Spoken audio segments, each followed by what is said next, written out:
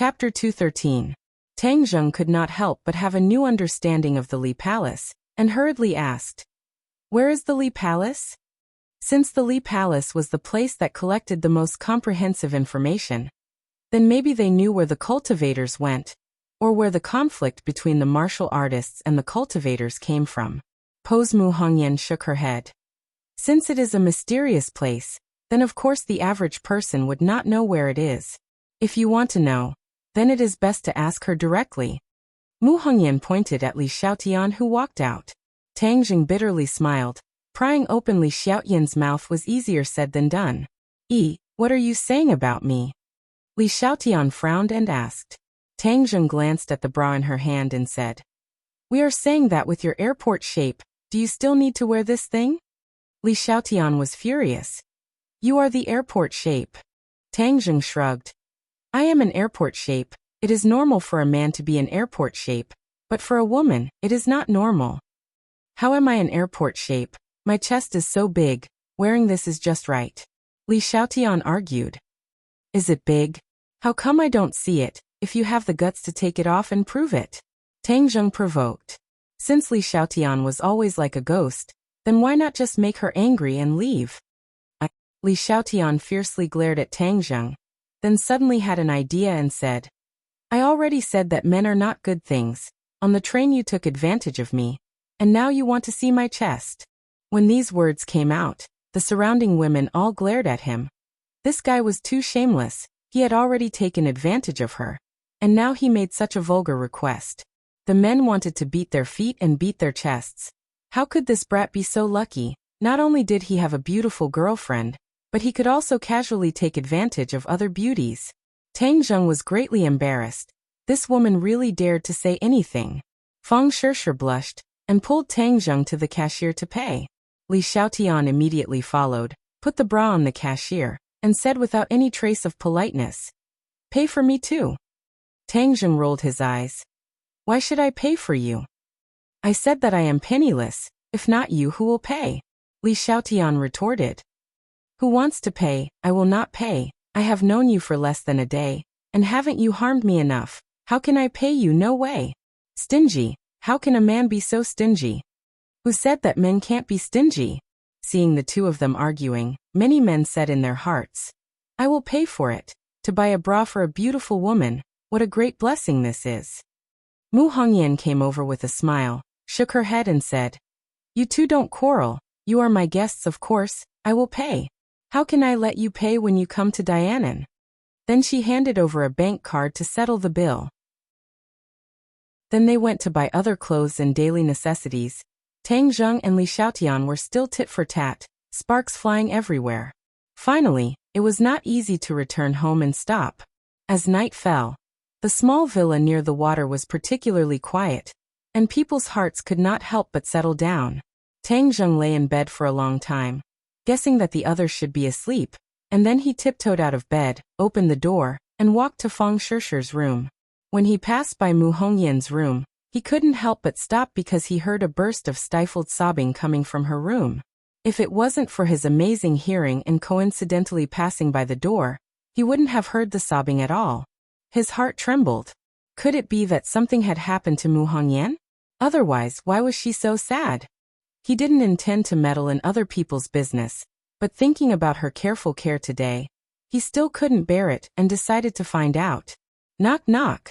He knocked on the door. The crying stopped abruptly. "Who is it?" "It's me." With a creak, the door opened.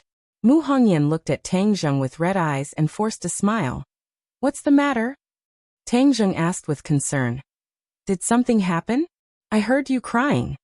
Mu Hongyan said awkwardly, "It's nothing." Tang Zheng moved and asked, "Is it because of what happened to Long Tingyu during the day?" Mu Hongyan let out a long sigh and said faintly, "It's all in the past." Tang Zheng couldn't help but be a little angry. Long Tingyu didn't hide his mouth and wantonly slandered others. "Don't be sad. It's not worth it to be sad over the words of such a person." "I know, Tang Zheng. Thank you. You should rest early." Mu Hongyan's mood was still not high. Tang Zheng looked left and right, but there was no trace of Li Xiaotian. This woman had been following him like a tail, so he didn't have time to talk to Mu Hongyan alone. Why not take this opportunity to ask her about her husband? I have something to talk to you about. Is it convenient? Tang Zheng asked. Mu Hongyan was startled for a moment, then nodded. Then come in. The two of them entered the room and saw Mu Hongyan wearing a silk nightgown. The scenery inside was faintly discernible and extremely alluring. Tang Zheng immediately abandoned all distracting thoughts, but his gaze was involuntarily attracted by a piece of writing. Under the heavens. These two words were exactly the same as the two words he saw in Mu Hongyan's room when he was in ordinary balance. Moreover, they were also hung on the bed. Lying on the bed, he could see it at a glance. That kind of magnificent aura still hit him in the face. Mu Hongyan followed his gaze and said, "When I came back from ordinary balance, I also brought it back." Tang Zheng nodded and went straight to the point. "Actually, this time I came to Dianan in addition to sightseeing. There is another matter." Mu Hongyan quietly listened and motioned for him to continue. "The culprit who hurt Nana that year has been found by me," Tang Zheng said in an earth-shattering manner. This sentence caused Mu Hongyan's expression to change greatly. She couldn't help but stand up and impatiently ask, "Where is the murderer?" Tang Zheng lightly said, "I have already killed him." "Who is he?" "Daoist Tianji." Tang Zheng told the truth. He stared straight at Mu Hongyan, wanting to see if there was any change in her hearing this name. Mu Hongyan was at a loss. It was obvious that she had never heard of this name before. Sure enough, she asked doubtfully, "Who is this person? Why did he want to harm Nana?" Tang Zheng did not directly answer. Instead, he asked, "I'll take the liberty to ask a question. How much do you know about your husband?" Mu Hongyan's expression fluctuated as she said, "I know him very well." "Oh, then is he a martial artist?" Mu Hongyan shook her head. "No. Yi Longtingyu is a martial artist of the 8th grade refining body. Moreover, your father-in-law is a top-notch expert. Why is your husband not a martial artist?" Tang Zheng asked curiously. Mu Hongyan's expression had a trace of vigilance. She looked at Tang Zheng and lightly said, "I am not a martial artist. I don't understand these things." She was lying, Tang Zheng asserted. Although her lying ability was very high and there were almost no obvious flaws, Tang Zheng still concluded that she was lying. Tang Zheng smiled faintly and said, "Then let me change the question. How did your husband die?" Mu Hongyan's eyes flashed with a trace of pain and said, "He was killed." "Have you caught the murderer?" Mu Hongyan shook her head. "The murderer is too cunning. There have been no clues." "Then if I say that the murderer is the one who hurt Nana, would you believe me?" "What, it's the same person?" Mu Hongyan was shocked. "Why did he kill my husband and hurt Nana?" "If you don't tell the truth, I'm afraid I won't be able to tell you the reason." Mu Hongyan's gaze turned cold as she stared fixedly at Tang Zheng. From the beginning, she could not see through Tang Zheng. Although she was greatly indebted to Tang Zheng, this conversation still made her somewhat vigilant. "Tang Zheng, I don't quite understand what you mean. Your husband was not a martial artist, but his strength was not inferior to a martial artist. I don't know if I'm right?" Mu Hongyan's eyebrows jumped. Her eyes flashed with unconcealable surprise and horror. Then she quickly looked away and said, "Tang Zheng, I don't know what you mean by that. I've already said it so clearly. Do you still want to hide it?" Mu Hongyan bit her lip and hesitated for a long time before saying, "Tang Zheng, I am very grateful that you saved Nana, and even killed the murderer. No matter what, I can't repay your kindness. But your words still make me very confused. I don't know how to answer you." Tang Zheng secretly sighed. It seemed that her vigilance was not ordinary. Since it was like this, then he could only use a strong medicine. The murderer is the same kind of person as your husband. He killed him in order to steal the treasure in his hands. Tang Zheng threw out a heavy bomb. Mu Hongyan's eyes instantly widened. Her legs went soft and she actually fell into a chair. How is that possible? Tang Zheng looked at her with a smile that was not a smile. These words finally caused her to have a violent reaction.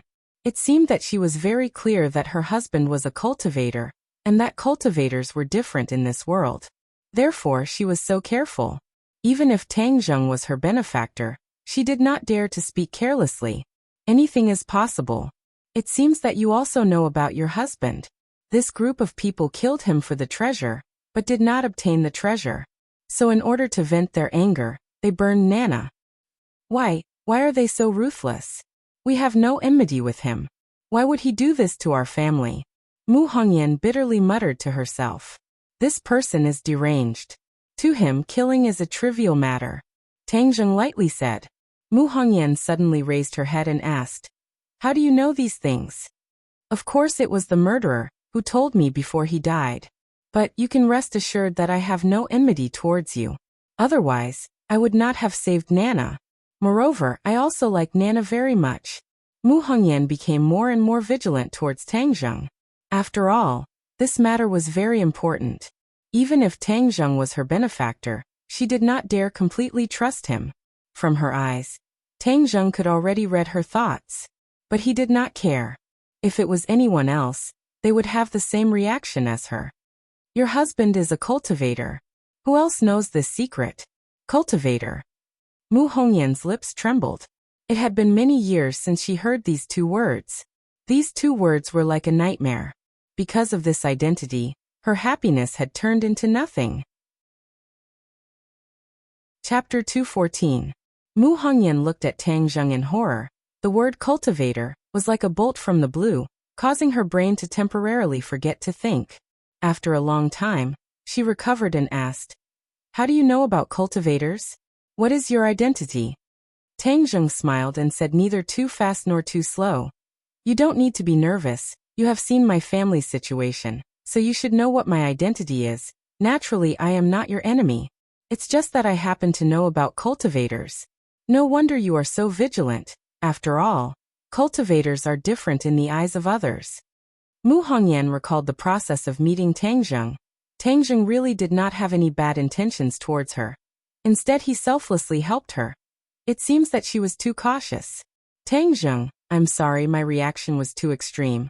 But this matter is of great importance. I have no choice but to be cautious. Mu Hongyan finally eased her tone and said. Tang Zheng nodded to express his understanding. But how do you know about cultivators? You are a martial artist. Don't you see cultivators as your mortal enemy? Mu Hongyan asked doubtfully. Mortal enemy? Tang Zheng snorted. In this world, there are many martial artists who do not even know about the existence of cultivators. What mortal enemy is there? Moreover, cultivators do not threaten martial artists. Is there a need to be so antagonistic, like fire and water? Degrees Celsius is all equal to. Mu Hongyan was stunned. She did not expect Tang Zheng to say such rebellious words. As for how I know about cultivators? If I tell you the truth, can you promise me that you will not reveal it to others? Tang Zheng's face became serious. If he wanted to obtain the magic weapon left by her husband, he must gain the other party's trust, and revealing his identity as a cultivator was undoubtedly a good method. Moreover, her husband was a cultivator. She should be able to accept Tang Zheng's identity. Mu Hongyan also became serious. Seriously looking at Tang Zheng, she promised, if you believe me, I will naturally keep your secret. Of course I believe you. The corners of Tang Zheng's mouth curled up. Actually, I'm the same as your husband. I'm also a cultivator. What? You're also a cultivator? Even though Mu Hongyan had been through countless big scenes and had long developed a character that remained indifferent, when she heard this sentence, she still couldn't stop her heart from pounding. Her mind spun quickly, and many of her previous doubts were easily solved. No wonder Tang Zheng was so unfathomable at such a young age. He was actually a cultivator. The most important thing was the miraculous life-prolonging pill. Even the king of medicine did not know how to make it, but Tang Zheng easily took out 2 of them. All this could only be explained by the identity of a cultivator. Tang Zheng nodded affirmatively. Now you know that I mean you no harm, right? I am also an anomaly in the eyes of others. Mu Hongyan indignantly said, this is all prejudice. We're all human. Why should cultivators be discriminated against just because they're different? Tang Zheng secretly rejoiced. It seems that because of her husband being ostracized, she had a strong sense of identification with him. Thank you for saying this, but in this world there are too many people who hold prejudice, so I have no choice but to carefully hide my identity. Mu Hongyan's expression darkened as she recalled a distant memory. She muttered to herself. In the past he was also as careful as you. He didn't want others to find out. Even his father didn't know, but he told me because we trusted each other. Others thought that he was a cripple who didn't know any martial arts, but I knew that his heart was higher than the heavens. Mu Hongyan said as she looked at the words on the wall. He became a cultivator by chance. When others laughed at him, he silently cultivated. He believed that one day he would be able to soar into the sky and let everyone who looked down on him see how powerful he was. Mu Hongyan was completely immersed in her memories. Tang Zheng didn't disturb her and only quietly listened. But all of this changed after he found a magic treasure.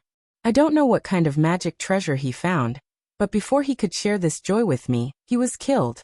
Was the person who killed him also a cultivator? Yes, a pair of master and disciple coveted his magic treasure. They killed him and stole it, but in the end they didn't succeed, so they found you and your mother to vent their anger. Too despicable and shameless. That's right, before you left ordinary balance, the person who attacked you and your mother was that disciple. It's him. Mu Hongyan still remembered that she was kidnapped, and it was also thanks to Tang Zheng that she was saved. Later his master Taoist Tianji found out that his disciple had died in ordinary balance, and hurried over to find me. I spent a lot of effort to get rid of him. Mu Hongyan's expression finally changed. She gratefully said, Tang Zheng, you helped us get revenge. I don't know how to repay you. Tang Zheng smiled. Nana and I are fated. Besides, your husband is also a cultivator. This is also a kind of fate.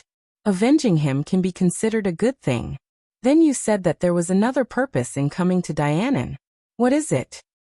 Magic treasure. The whereabouts of the magic treasure your husband got is unknown, so I want to find it. Tang Zheng said frankly. Magic treasure again. Mu Hongyan raised her eyebrows.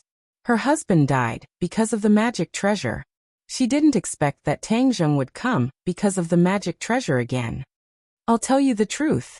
My cultivation is not very high, so I need this magic treasure. In exchange, you can make any request. I will do my best to fulfill it.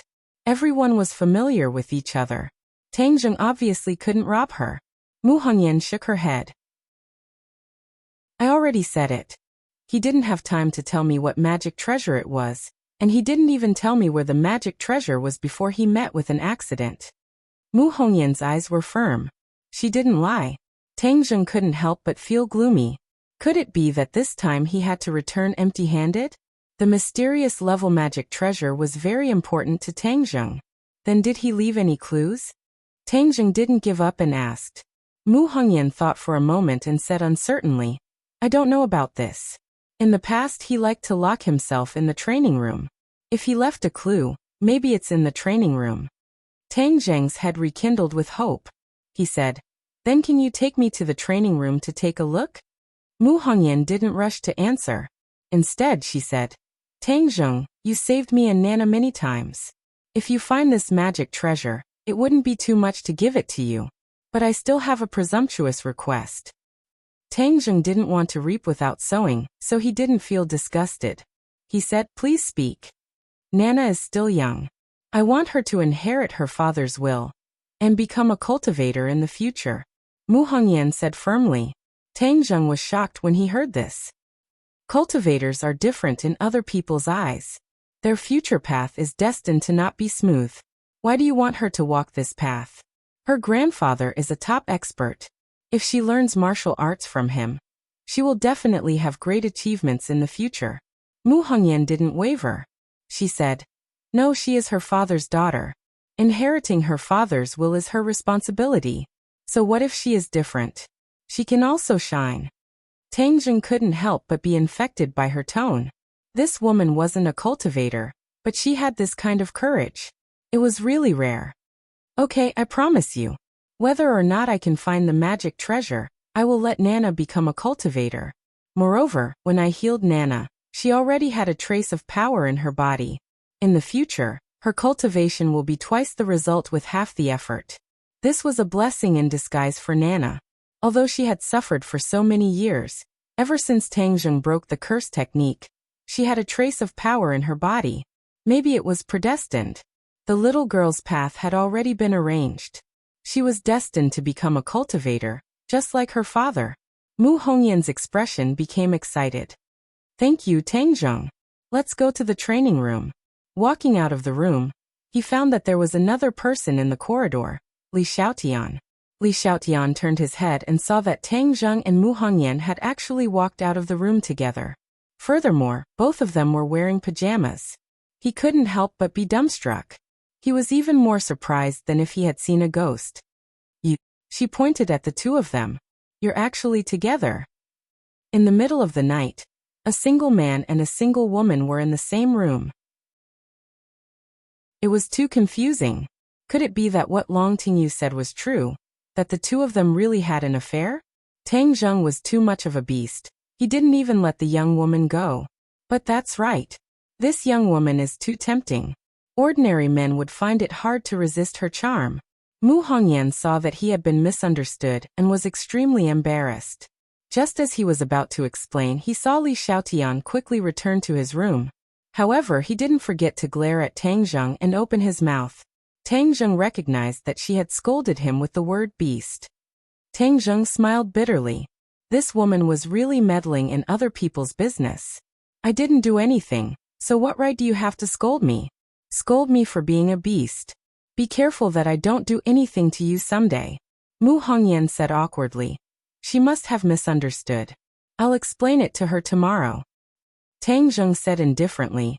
There's no need to pay attention to her. The more you explain, the more she feels that we are guilty. In any case, this has nothing to do with her. She can't care about it. Mu Hongyan chuckled. You have a lot of conflict with her. Tang Zheng took the opportunity to explain what had happened on the train. Tell me, is there a need for me to give her a good face when she casually framing a good person? The people of Li Palace have always been proud and arrogant. This is their style of doing things. Mu Hongyan explained. Tang Zheng shook his head. I don't care what style they are. She better not provoke me. Otherwise, I don't care if she is Li Palace's martial sect. I will take care of her. Li Xiaotian and Tang Zheng were about the same age. Tang Zheng had seen her fight before. Although he couldn't see what cultivation level she was at, he was confident that even if the two of them fell out, he would still have a way to protect himself. Therefore, he wasn't afraid of her. Mu Hongyan had a whole new level of respect for him. Who knows how many people in this world are afraid of Li Palace, but you are not afraid at all. You really are young and promising. As they spoke, the two of them had already arrived at the training room. This training room was in the basement. Above them was a large piece of transparent glass.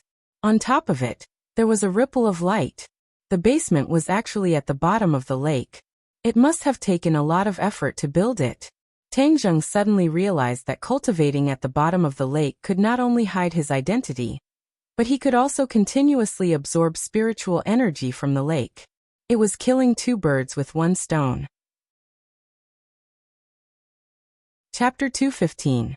The practice room was not big, and the light shone on the transparent glass, making the water ripple, giving off a mysterious and tranquil beauty.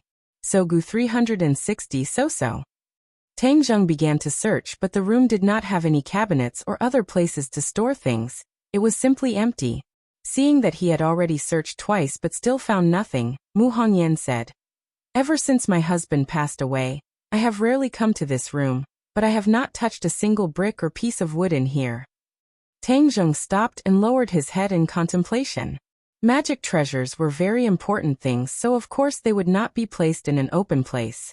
He suspected that the heavenly secret Taoist had also secretly infiltrated this home and searched everywhere, so naturally he would not have let go of this practice room. But the other side was like him, not finding anything, which meant that magic treasures were not easy to find. Could it be that the magic treasures are in other places? Tang Zheng was puzzled and asked. Does he have other places that he often stays in? Mu Hongyan shook her head. He spends most of his time cultivating in the practice room. That's strange. I've already searched twice and did not miss a single detail, so why haven't I found a single clue? Tang Zheng shook his head in puzzlement. Could it be that he hid the magic treasures in other places? Or could it be that I am not fated to find this magic treasure? Tang Zheng could not help but feel a little discouraged. If he continued to search like this, there would be no need for him to do so even if it was daybreak. It would only make Li Xiaotian suspicious. He shook his head in disappointment and no longer searched, leaving the practice room with Mu Hongyan. Tang Zheng, I'm sorry, but I really do not have any other useful information to provide. Mu Hongyan said in shame. Tang Zheng casually said, magic treasures are something that can only be found by chance. Don't worry, I will still teach Nana techniques, but with Li Xiaotian here, I'm afraid she will find out. So when Nana grows up a bit, I will personally teach her the method of cultivation. Mu Hongyan smiled in relief. Thank you. After the two of them separated, Tang Zheng quietly sneaked into Fang Shishi's room. Tang Zheng truthfully told her about his conversation with Mu Hongyan. Fang Shishi advised him not to worry about it. Then, after a round of passionate lovemaking, she soothed his soul and fell into a deep sleep. In the next few days, they were not idle. Under the leadership of Mu Hongyan, they toured the mountains and rivers of southern Yunnan. The scenery in Dianan was indeed beautiful. It preserved the most natural scenery, which made Tang Zheng and Fang Shishi, two people who had lived in the city since childhood, very happy. Tang Zheng also temporarily put aside the disappointment of not finding a magic treasure, and immersed himself in the mountains and rivers. He found a clue. The spiritual energy in the mountains and rivers was obviously much richer than in the city, even more abundant than in the ordinary Balance Mountain. If it weren't for Li Xiaotian watching from the side, he planned to use the spirit-gathering pill to absorb the spiritual energy of heaven and earth in the mountains, and quietly cultivate for a period of time. Today, they drove to the highest and most dangerous fairy peak in southern Yunnan. It was said that in ancient times, fairies descended to this place, which was how the mountain got its name. The fairy peak was steep, and there was only one winding road up the mountain. Tourists were weaving, but most of them were using vehicles. There were only a few people who hiked up the mountain. Tang Zheng and the others of course went up the mountain by car. After looking around, they saw that it was already late, so they went down the mountain by car. Mu Hongyan personally drove, and Tang Zheng sat in the passenger seat, holding Nana in his arms. This girl was more and more clingy to Tang Zheng, and she wanted to hang on him all the time. She had more authority than Fang Shishi, his official girlfriend. However, no one cared about this child. Instead, they thought she was very cute. The car drove at a constant speed. There was a curve in front of them. Suddenly, there was a violent crash. Then everyone in the car felt like they were about to fly. Be careful, Tang Zheng shouted. From the rearview mirror, he saw a huge off-road vehicle hit the butt of their car. There's a car accident. Mu Hongyan also noticed this and quickly shouted, everyone don't panic. The people in the car were not ordinary people. Except for the initial panic, they didn't make a fuss. Our car is still sliding forward. Be careful, Tang Zheng reminded, and Mu Hongyan hurriedly stepped on the brakes, but the car's forward momentum still did not stop, because the off-road vehicle behind them was like a roaring beast, pressing against their cars. But as it rushed forward, the tires rubbed against the ground, creating several black tire marks. In the blink of an eye, their car was pushed to the edge of the cliff at the curve and hit the railing hard. Their hearts sank. This was not a car accident, but a well-planned assassination. They wanted to knock them off the cliff. Tang Zheng was shocked and shouted, Shishi, quickly open the door and jump out. Fang Shishi's reaction was very fast, but Li Xiaotian's reaction was faster than hers. He had already unbuckled his seatbelt, kicked open the deformed door, and rushed out like a leopard. Bang bang. 2 muffled gunshots sounded, and the others were shocked. The assassin actually used a gun. This determination was too great. Shishi, be careful of the gun, Tang Zheng reminded her. Fang Shishi shouted understood, and rushed out of the car. A bullet just happened to fall on the door. If she was a second later, she would definitely be hit by the bullet.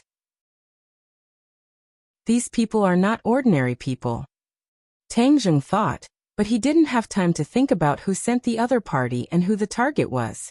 The only thought in his mind now was to escape. It was not difficult for him to escape, but it was not so easy for Mu Hongyan. After all, she didn't know martial arts. In her panic, she didn't even have time to unbuckle her seatbelt. Then, with a loud bang, the car slammed into the railing, and half of it was suspended in the air. Mu Hongyan's side of the door was severely deformed because of the impact, and the huge impact made her stuck in the seat, unable to move. She subconsciously let out a scream. When Nana saw this, she cried loudly. She was in Tang Zheng's arms and was not injured, but when the child saw this scene, she was instinctively afraid. "Mom!" Nana cried out. Mu Hongyan shouted. "Tang Zheng, hurry up and save Nana. Don't worry about me. You hang in there. I'll come to save you after I get Nana out." The situation was urgent, and Tang Zheng didn't have time to think. He kicked the door and rushed out. Bang bang. Bullets rained down on Tang Zheng, causing dust to fly around him. Tang Zheng simply had no way to put Nan down, so he could only tightly hug her in his embrace to prevent her from being hit by the bullets. With a casual glance, he saw 4 black muzzles poking out of the off-road vehicle's window, aiming at them and shooting. Damn it, who are these people? How could they use such powerful firepower? Tang Zheng gnashed his teeth in hatred, but found that Fang Shishir and Li Xiaotian were lying on the ground, not daring to show their heads. These gunmen were too hateful. They must know that they knew martial arts, so they used their firepower to suppress them. We can't go on like this. Tang Zheng glanced back, and found that the car was tilting away from the cliff. If they didn't get rid of these gunmen, they wouldn't have time to save Mu Hongyan. So she pushed Nana into Fang Shishir's arms and said, "Protect Nana. Be careful. I'll get rid of these people. Be careful." It was the first time that Fang Shishir had faced such a thrilling situation. She couldn't help but be excited and scared. Whoosh! Tang Zheng rushed out, and the bullets almost brushed past his body. He roared, and with a wave of his hand, a few stones that he picked up in passing shot into the windshield. Puff! Under the broken windshield, the driver was hit by a stone on the spot, and suddenly fell on the steering wheel. Suddenly, the off-road vehicle sped up. At such a close distance, Tang Zheng could even see the surprise on the faces of the other gunmen. Obviously, they didn't expect Tang Zheng's reaction to be so fast. Moreover, the driver stepped on the gas pedal before he died, so the off-road vehicle rushed toward Tang Zheng like a runaway horse. Tang Zheng quickly moved aside. Seeing the off-road vehicle speeding past him, Tang Zheng quickly grabbed the window with his arm and flew to the roof of the car. Bang! Bang! Bang! The gunman found Tang Zheng's trace and aimed at the roof of the car and pulled the trigger. Tang Zheng didn't stay on the roof of the car. Instead, he lightly jumped over the roof and flipped to the other side. From the other side of the window, he punched a gunman in the face. Suddenly, the gunman's face exploded and blood flowed out. He died on the spot. Tang Zheng was furious. Just this punch alone was enough to kill. The remaining 2 gunmen shouted, "Shoot him, kill him, kill him." The gunshots were loud, but after all, 2 gunmen were dead. The threat to Tang Zheng was greatly reduced. Tang Zheng smoothly grabbed the hand holding the gun from the front passenger seat and pulled it hard. The pistol was in his hand. Tang Zheng didn't hesitate. He turned the muzzle, aimed at the other gunman in the back seat, and pulled the trigger. Although Tang Zheng had never used a gun at such a close distance, and his hand was very steady, his palm felt a little recoil. The muzzle didn't shake at all. The bullets poured out and completely shot into the enemy's body. When the last gunman saw this, his face turned pale with fright. He screamed and wanted to resist. Tang Zheng smashed the gun on the gunman's head. Blood flowed out, and the gunman fainted. "Tang Zheng, be careful." Suddenly, Fang Shishir screamed. Before Tang Zheng had time to react, he felt a huge impact. If he hadn't grabbed the window tightly, he would have been thrown out. Then he saw a frightening scene. The off-road vehicle hit Mu Hongyan's car, and the 2 cars fell off the cliff at the same time. Tang Zheng's body was also in midair. He felt a biting cold wind blowing from the cliff, and he couldn't help but break out in a cold sweat. Mu Hongyan's scream came from the car. Tang Zheng almost didn't think. He jumped up, and the 2 cars and 1 person fell down the cliff. Chapter 216. This scene scared Fang Shishir so much that she screamed, "Tang Zheng! Brother godly doctor, Mom!" Nana also burst into tears. Her tender little face was filled with fear. Her tears were like pearls rolling down her cheeks.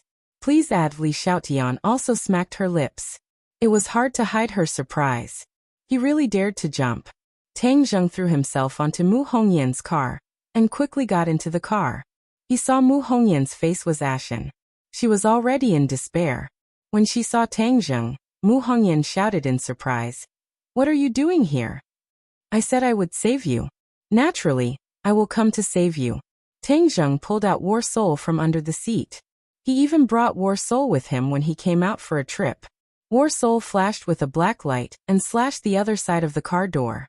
Mu Hongyan immediately regained her freedom. Tang Zheng quickly held her in his arms and rushed out of the car. The mountain wind whistled. The two of them stood on the roof of the rapidly falling car. They found that the car had already fallen more than 100 meters. Tang Zheng could only see Fang Shishi's face full of concern at the edge of the cliff. He also heard the heart-wrenching cries. Tang Zheng's heart thumped as he thought to himself that the situation was not good. He had overestimated himself. Even though he did all of this in a short amount of time, under the influence of gravity, the speed of the car's descent was even faster than the speed at which he saved people. The distance of falling more than 100 meters was almost instantaneous. Now, Tang Zheng had no way to rush to the top of the mountain. He was unwilling to give up. With a tap of his foot, he heavily stepped on the roof of the car. The two of them quickly rose into the air. However, they were still unable to rush to the top of the cliff that was more than 100 meters high. Then the two of them quickly fell down like cannonballs. The mountain wind whistled in their ears. Tang Zheng held the sword in one hand and Mu Hongyan in the other. His expression gradually changed. This was a cliff that was thousands of meters high. If he fell down, he would definitely be smashed to pieces. Not even his ashes would be left. Mu Hongyan felt her entire body turn cold. Was she going to die just like that? He would never be able to see Nana again. He would not be able to accompany her as she grew up. "Nana!" She shouted loudly, but her voice was drowned out by the whistling mountain wind. Indescribable sorrow and despair welled up in her heart, but when she saw Tang Zheng holding her, she felt even more guilty. He actually risked his life to save her. "Tang Zheng, you shouldn't have saved me. Now you're going to fall off the cliff with me." The mountain wind howled, and she finally managed to finish her sentence. Tang Zheng forced a smile. "I promised to save you, so I naturally had to do it. But it seems that I didn't do it in the end. I can't save you." "I'm sorry, Tang Zheng." Mu Hongyan's face revealed a look of despair. Tang Zheng could no longer see Fang Shishi's face above his head. He only felt that he was falling faster and faster. He turned his face with difficulty and found that the ground was getting closer and closer. It was pitch black. Boom. The two cars hit the ground first, splashing up pitch-black soil. He used all his strength to hold on to Mu Hongyan. He used the ancient Clear Heaven scroll and mobilized all his true qi to cover his whole body. He hoped that his body could offset the impact of the fall. Pung. With a muffled sound, Tang Zheng felt a huge pain spread throughout his body. Then his vision turned black and he lost consciousness. At the top of the mountain, Fang Shishi's throat was almost hoarse from shouting. If she was not holding Nana in her arms, she would have jumped down without a care for her own safety. Li Xiaotian looked at all of this in disbelief. Tang Zheng actually died like this. No matter how rich her imagination was, she would never have thought of this scene. She had always wanted to find out more about Tang Zheng, but now everything was meaningless. "Fang Shishi, don't cry. It's useless crying," Li Xiaotian persuaded. "Go away, you bad woman." Fang Shishi angrily roared. Nana had long been sobbing. "Mom, brother, godly doctor, where did you go? Nana wants to see you." Sob, sob, sob. Li Xiaotian stood to the side resentfully. She looked at the bottomless cliff and did not say a word. This big movement had attracted everyone's attention. Many passing tourists stopped to watch. All the cars stopped and traffic was congested. However, no one dared to step forward. This was not an ordinary traffic accident, but an assassination. Ordinary people did not dare to act rashly and could only watch from afar. Not long after, the police station in the scenic area came. They controlled the scene and evacuated the guests. The news of Mu Hongyan being attacked and falling off the cliff was immediately transmitted back. Mu Hongyan was a celebrity in Dianan. It could be said that she was a household name. After all, she was in charge of the Long family's huge business empire. Moreover, she was capable and beautiful. Of course, she could attract many people's attention, and was the object of admiration. Not long after, a helicopter flew to the edge of the cliff and hovered above their heads. Whiz! A person jumped down from a height of more than 10 meters and landed lightly on the ground, safe and sound. Many people sucked in a breath of cold air. An expert. This was a real expert. Everyone stared at this expert with wide eyes. It was a hale and hearty old man, Long Xianyuan. Long Xianyuan stood at the edge of the cliff with a gloomy face. He looked down and then retracted his gaze. Almost no one dared to breathe. The atmosphere was extremely oppressive and the scene was extremely quiet. Who did it? No one answered his question, and no one knew the answer. The scene fell into a dead silence. Long Xuanyuan's anger seemed to be about to explode at any time. No one dared to approach him. He took a deep breath and suppressed his anger. He asked again, Hongyan and Tangzheng really fell off the cliff? Li Xiaotian finally spoke. He nodded and said, I saw it with my own eyes. Feng Shishir sobbed and said, Master Long, you must find them. You must save them. Nana, who had fainted because of sadness, woke up again.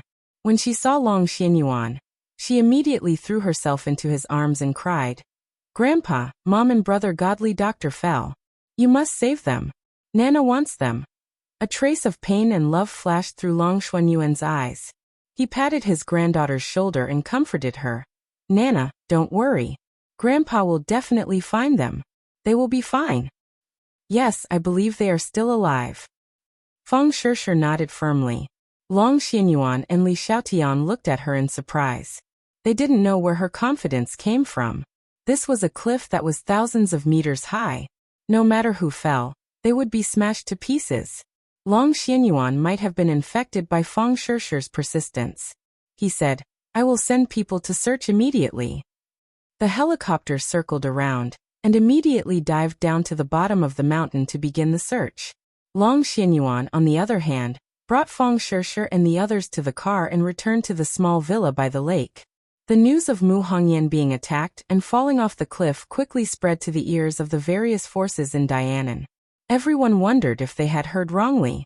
Mu Hongyan being attacked and falling off the cliff, was this a joke? There was actually someone who dared to do such a thing in Dianan. Before everyone's shock subsided, Long Xuanyuan's anger followed closely behind. Several forces that were secretly opposing the Long family were swept away at a speed that was as easy as crushing dry weeds and smashing rotten wood. The atmosphere of the entire Dianan became oppressive, and an inexplicable pressure pervaded the air. Everyone immediately expressed that this matter was not done by them. The Long family was a veritable local tyrant in Dianan. Many people relied on the Long family to make a living. Assassinating Mu Hongyan was like poking a hornet's nest. Long Xianyuan didn't listen to one side of the story. Not only did he continue to send a large number of people to investigate, but he also focused on the investigation of the gunmen. In the end, the investigation found that a group of foreign assassins had recently appeared in Dianan, and this matter was done by them. This group of foreign assassins obviously didn't know Mu Hongyan's identity, so they only thought of her as an ordinary rich person. They never thought that she would have such a prominent identity. It was no wonder. The local forces in Dianan knew how terrifying this matter was. It was simply impossible to do it. Only the foreign forces didn't know the details and poked such a big hornet's nest. The search of the helicopter quickly came to a preliminary result. There was a large area of forbidden death below the fairy peak. The people of Dianan were very clear about it. There were many swamps in this area, and miasma filled the air. The search was very difficult, and for the time being, the bodies of the two people had not been found. The so-called most beautiful place was often the most dangerous place. The fairy peak was like this. The scenery at the top of the mountain was beautiful, but at the bottom of the mountain was an endless forbidden death zone. It was connected with other undulating mountains, and was a primitive mountain range. Even though the tourism industry was developed, Dianan did not develop this primitive mountain range. This was because ferocious beasts ran rampant, Swamps were everywhere, and miasma filled the air. Once an ordinary person inhaled a large amount of miasma, it was enough to be fatal. Moreover, the countless swamps were like bloody mouths, swallowing the lives of those who entered. Every year, there were many exploration teams that entered this forbidden death zone, but they never came out again. In the past few years, there were fewer and fewer people exploring. Everyone gradually understood that this forbidden death zone was the hunting ground of the Grim Reaper, and it was better not to touch it. Under the pressure of Long Xianyuan, his subordinates wore gas masks and searched this small area for 3 days and 3 nights, but they still found nothing. Many people thought that although they did not find the bodies, they must have been swallowed by the swamps that ate people without spitting out the bones. The Long family fell into a state of sadness, but there were some people who were not sad. Long Tingyu had been secretly happy for the past few days, and he was extremely happy. This was because the real culprit of this assassination was him. He had specially invited foreign forces to do this business in order to not expose himself. Now he had finally gotten what he wanted. However, he also had a little regret. He had originally planned to kill Tang Zheng alone, and then capture Mu Hongyan alive. This way, he could fulfill his wish and get Mu Hongyan, this beauty, into bed. However, Tang Zheng's reaction was too intense. He directly killed the other party's driver, causing both parties to fall off the cliff. Although it was a little regretful, Long Tingyu was still very happy, because his gaze was fixed on other prey. Since Tang Zheng was dead, then his beautiful girlfriend had become an ownerless object. Without Mu Hongyan, then let Feng Shishir take over. Chapter 217. Tang Zheng regained consciousness and found that his entire body was in incomparable pain, as if he had fallen apart. It was as if every bone in his body was broken and his muscles were torn apart. He had never tasted this kind of pain before. Quick update, no ads coming soon. He let out a painful groan before he adapted to the pain. Then he took a deep breath and used a lot of strength to slowly open his eyes. His eyelids were so heavy that it felt like they were filled with lead. When he finally opened his eyes, a dim light entered his vision.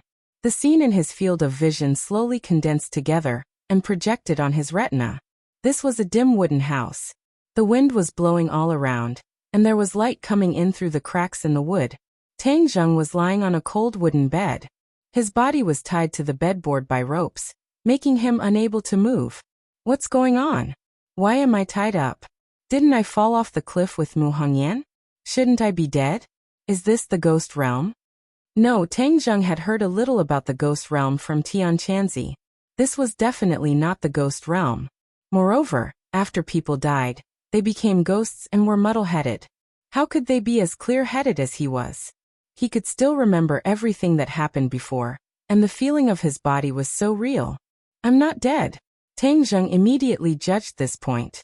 Although his whole body was in unbearable pain, this news still made him very excited. As long as he was not dead, there was still hope. But who saved him? Why did they help him? And where was this place? A series of questions came one after another, and he felt a splitting headache. It seemed that the injury was too serious to even think about it. Let's check the condition of my body first. Tang Zheng hurriedly operated. The true fire in his sea of consciousness was dim, and the purple flame was half of what it used to be. The true qi in his body was almost exhausted. Almost all the bones in his body had different degrees of damage.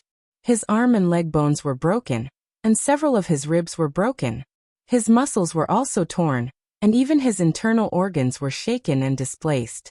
If he had not used his true qi to protect the key parts of his body, he was afraid that the situation would be worse. He couldn't help but smile bitterly. His body's condition was unprecedentedly bad. Even if he wasn't tied up, he wouldn't be able to move. However, the most important thing now was to figure out where he was, and whether the person who had saved him was an enemy or a friend. And what about Mu Hongyan? Is anyone there? He called weakly. Creak. The door was pushed open, and a young man with a gloomy face walked in. His eyes were like an eagle's, bright and spirited. Thank you for saving me. May I ask where this place is? Tang Zheng finally let out a sigh of relief and asked impatiently.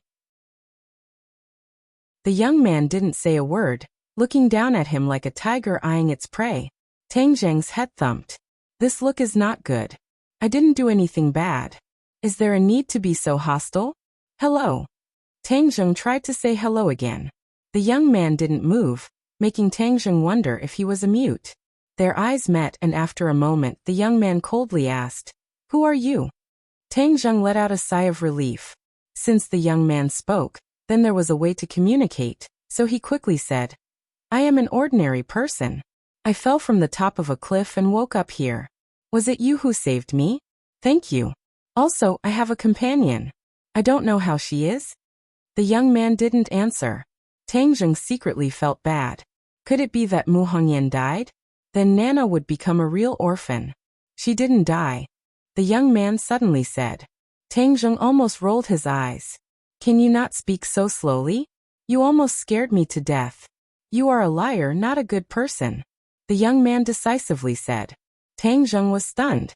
How did I become a liar? You don't even know me. You are lying. You are not an ordinary person. The young man said. Not an ordinary person. Tang Zheng's head trembled, and his face became serious. Could it be that the other party discovered something? He didn't have time to think about this problem when a burst of footsteps sounded, getting closer and closer. He saw an old man surrounded by a group of people walk in. This old man had a head full of snow-white hair and a long beard. His face was full of wrinkles and his face was somewhat pale, but his eyes were full of wisdom, as if they could see through people's hearts. The old man sat down in front of the bed and stared at Tang Zheng without blinking.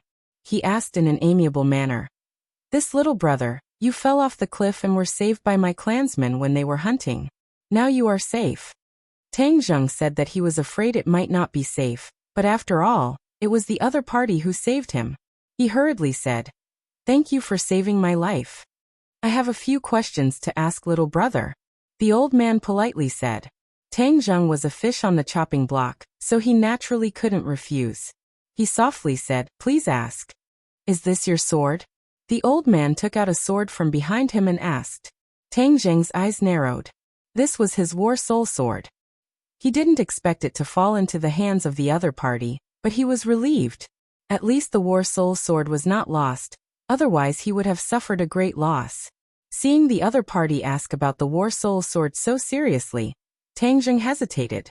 Should he admit that this was his sword or not? The elder asked you a question. Why are you hesitating? You must be thinking of how to lie. Elder, this person is definitely not a good person. You must not believe his words. The young man from before said with hostility. The elder turned a deaf ear and still looked at Tang Zheng without batting an eyelid, waiting for his answer. Even the people behind him held their breaths and looked at Tang Zheng at the same time. Being looked at by so many complicated eyes, Tang Zheng felt an indescribable pressure. He didn't know the consequences of admitting or not, and he couldn't figure out the other party's background. In the end, he hesitated for a long time and decided to tell the truth. This is my sword. The elder's eyebrows showed a trace of undetectable excitement, but it was caught by Tang Zheng. He knew that he had made the right bet. Then may I ask who little brother is? The elder asked again. The young man quickly said, Elder, I have already asked him this question. He did not tell the truth and said that he was an ordinary person. The elder waved his hand, indicating that the other party should not speak. He then looked at Tang Zheng, waiting for his answer. Tang Zheng was puzzled. How should he answer this question? What was the other party's intention? I am just an ordinary person who accidentally fell off the cliff with a friend. A light flashed in the elder's eyes as he said, If little brother is just an ordinary person, then I am powerless. Your injuries will cripple you for the rest of your life, and you will lie in bed for the rest of your life. Then you can only stay here until you die of old age. Tang Zheng knew that his injuries were very serious, but according to his words, he had still underestimated the severity of his injuries. More importantly, the other party seemed to be preparing to leave him behind and lie in bed for the rest of his life. Tang Zheng did not dare to imagine what kind of life that would be. Moreover, he still had to take care of his grandfather, stay with Feng Shishir, and ordinary Balance's huge career. All of this made it impossible for him to stay out of it and be a cripple here. However, he still could not figure out what the other party wanted to hear. Could it be that the other party had discovered some clues from the War Soul Sword? Logically speaking, in the eyes of ordinary people, the War Soul Sword was only a little sharper and could be considered a treasure sword. Unless one could tell that the War Soul Sword was a magic treasure, it would not be able to attract such attention. I want to see my friend first. In the end, Tang Zheng did not reveal his identity as a cultivator. This identity was too important. If the other party was an enemy, then he could forget about living. Therefore, he was prepared to delay for a period of time and observe the situation here first. The elder smiled. Sure, I'm not in a hurry to know the answer. It won't be too late for you to tell me when you've thought it through. However, you can't drag this on for too long, otherwise you'll end up with a chronic illness for the rest of your life. After pausing for a moment, he turned to the young man and said, Yuan, take him to see his friend later. Yes, elder. Yuan respectfully accepted the order. The elder brought the War Soul Sword and the others out of the small wooden house. Only Tang Zheng and Yuan were left in the room. Yuan obviously did not have a good expression on his face towards Tang Zheng. With a gloomy face he said, No matter how glib your tongue is, I will not believe you. You better not have any bad ideas, otherwise I will mercilessly break your head. Tang Zheng smiled bitterly. I'm about to become a cripple. What bad ideas can I have? Yuan coldly snorted, as if he agreed with his words. Please untie the rope and help me to see my friend, Tang Zheng said. Why do you want to untie the rope? Let me tell you, if you don't tell the truth, don't even think about getting me to untie the rope. Then how am I supposed to meet my friend? You can't just tie me to the bed and carry me there. Tang Zheng said doubtfully. You want to lift your small body? You're simply insulting me. Yuan was indignant. Then he grabbed the wooden bed with one hand and gently lifted it up. Even though Tang Zheng's nerves were thick, he couldn't help but feel his eyelids twitch when he saw this scene. If he didn't circulate his energy, he wouldn't be able to lift such a heavy thing with one hand with just his physical strength. However, if he circulated his energy, his strength would increase explosively, so it was possible for him to do so. However, the key point was that this Yuan didn't feel any true qi or inner strength fluctuations from his body. This was very terrifying. Tang Zheng couldn't help but mutter to himself. Just who was the other party? And that elder, although he didn't look much different from an ordinary old man. To be able to make this Yuan be so respectful, he couldn't be an ordinary person. In short, the identities of this group of people were extremely mysterious. And now that he had become their captive, it was hard to predict his fate. Looking at the surprise in Tang Zheng's eyes, a trace of pride flashed across Yuan's eyes. He said, I am the most powerful person in the younger generation of our clan. If you dare to act rashly, I will kill you easier than killing an ant. As he spoke, Yuan walked out of the wooden house with the wooden bed. It was noon and the sun was high in the sky. Tang Zheng subconsciously closed his eyes. After adapting to the sunlight, he slowly opened his eyes again and couldn't help but be dumbstruck. Chapter 218. A huge circular plaza appeared in front of Tang Zheng. This plaza was the size of 2 football fields. The ground of the plaza was extremely flat, and the ground was carved with complicated patterns. The most eye-catching thing was the 4 huge stone statues around the plaza. The stone statues were about 10 feet tall and bathed in the sunlight, emitting a mysterious aura. These stone statues were lifelike, no different from ordinary people. Looking closely, it was as if the stone statues were also looking at him. A soul-stirring power reached straight into his heart, causing him to feel deep veneration. Seeing Tang Zheng staring straight at the stone statue, Yuan said proudly, This is the guardian of my clan, isn't it spectacular? Tang Zheng swallowed his saliva. To tell the truth, he had never seen such a tall and spectacular stone statue with his own eyes before. He sincerely said, Spectacular. The guardian god has protected my clan for countless years. Even the elders don't know when they appeared. Yuan sighed. What clan are you from? Tang Zheng realized that the other party's clothes were still different from his. They were basically coarse linen clothes, which were already very rare. Furthermore, they all had long hair, just like ancient people. Ancient people? Tang Zheng's heart skipped a beat. He raised his eyes and looked into the distance. The plaza was surrounded by scattered houses, and outside was a forest that covered the sky and covered the sun. Tang Zheng looked into the distance from the top of the fairy peak, and discovered that there were vast mountains that stretched to the end of his line of sight. Although they were not as high as the fairy peak, they occupied an extremely large area, giving people a strong visual impact. Tang Zheng stood on the flat ground, unable to see what was behind the forest that covered the sky, but he also felt that it was an endless forest. In other words, he was currently in the vast forest that he had seen before. Wasn't it said that this was a forbidden zone of death, filled with miasma and swamps that were not suitable for human survival? How could there be humans? His heart was in turmoil. These people were dressed strangely. Could it be that they were from some tribe that lived in seclusion here?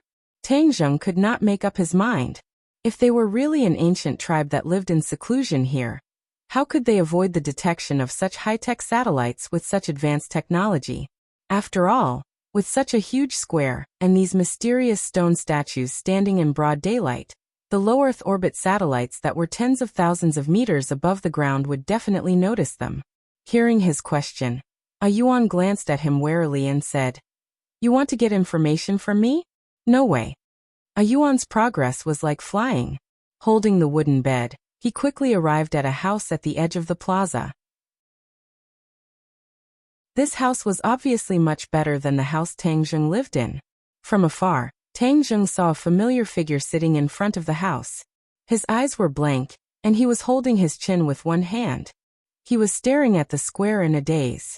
Mu Hongyan. Tang Zheng recognized her at a glance. She was safe and sound under the protection of Tang Zheng's body. Mu Hongyan also saw Tang Zheng on the wooden bed. With a whoosh, she jumped up and quickly walked up to him. She cried out in surprise, "Tang Zheng, are you okay? You won't die for the time being." Tang Zheng forced out a smile, but it affected his muscles. A heart-wrenching pain assaulted him, causing his smile to be uglier than crying. Mu Hongyan patted her chest and said with lingering fear, "I thought something bad had happened to you. These people never told me about you." While they were talking, Tang Zheng had already been put down. Mu Hongyan finally saw his appearance clearly. He was actually tied up. Immediately, she raised her eyebrows and stared at Yuan. "What are you doing? Why are you tying him up?" Yuan said coldly. "Of course it's to prevent him from escaping. We are free. If we want to leave, we can leave. What right do you have to stop us?" Mu Hongyan roared angrily, like an angry lioness. Yuan remained unmoved and said, "He is my captive. Before he tells the truth, I will never let him escape." "Captive? You put us under house arrest. This is against the law," Mu Hongyan complained. "Against the law?" Yuan was stunned for a moment, then laughed out loud. "Our elders are the law here. I am following the elders' orders. How could I break the law?" Tang Zheng knew that talking to this kid was nonsense, so he hurriedly stopped Mu Hongyan and said, "Do you still remember what happened to us?" Mu Hongyan shook her head blankly. "I only remember that the two of us fell off the cliff together, and when we woke up, we were already here. Fortunately, you used your body to save me, and I am safe and sound. We have been here for 2 days, and I have been asking for your news, but they did not tell me at all." As she spoke, she angrily glared at Yuan, but Yuan acted as if he did not see it. He only pricked up his ears to listen to the conversation between the two, as if he wanted to discover some secret from the conversation. 2 days? You mean we've been here for 2 days? Tang Zheng was shocked. Could it be that he had been unconscious for 2 days? Mu Hongyan said with a sad expression, "Yes, it's been 2 days. Our family must be worried to death about us. We have to hurry back." Tang Zheng obviously knew that his family members were burning with anxiety. It was very likely that they all thought that he had fallen off the cliff and died. However, the key point was that it was not easy to leave this place. Furthermore, he was injured and could not move. "Don't be impatient. We will definitely go back. I promise you," Tang Zheng said firmly. Mu Hongyan looked into his eyes and her heart softened. Tang Zheng had fallen off the cliff in order to save her, and if it wasn't for protecting her, he wouldn't have been injured to such an extent. All these years, No one had ever dared to give up their lives for her. Her heart seemed to be melting. Hearing Tang Zheng's promise, she did not doubt it. Instead, she believed it without hesitation. She nodded and said, "I believe you. We will definitely leave this place." A Yuan scoffed and sneered disdainfully. "Without the help of our clansmen, even if your body recovers, it would be impossible for you to leave this 10,000 huge mountains." Their expressions couldn't help but darken. "All right, you've seen your friend. Let's go back," A Yuan said. Mu Hongyan's expression suddenly changed. She grabbed onto the wooden bed tightly and shouted, "No, he's injured. I want to take care of him. You can't take him away." These 2 days were definitely torture for Mu Hongyan. She didn't know anyone and everyone looked at her with vigilance. Now that she finally saw Tang Zheng, how could she let him leave her? Unknowingly, Tang Zheng was able to stabilize her mind and give her peace of mind. She had already treated Tang Zheng as her pillar of support. A Yuan frowned and said unhappily, "You've already seen each other. If you still want to stay together, there's no way." As he spoke, he was about to gather the wooden bed together. "No, he's already injured to such an extent. He can't be left unattended." Mu Hongyan desperately grabbed onto the wooden bed and refused to let go. A Yuan glared angrily. Why were these two so troublesome? He was not a person who would take pity on the fairer sex. He directly raised his hand and Mu Hongyan fell into the air. Seeing this, Tang Zheng hurriedly stopped him and said, "Stop, let us stay together. Otherwise, you won't be able to get my answer." "You dare to threaten me?" A Yuan flew into a rage. His other hand clenched into a fist, as if he could smash Tang Zheng's head at any moment. However, Tang Zheng acted as if he did not see it. He stared straight at A Yuan and did not back down. "I am threatening you, so what can you do?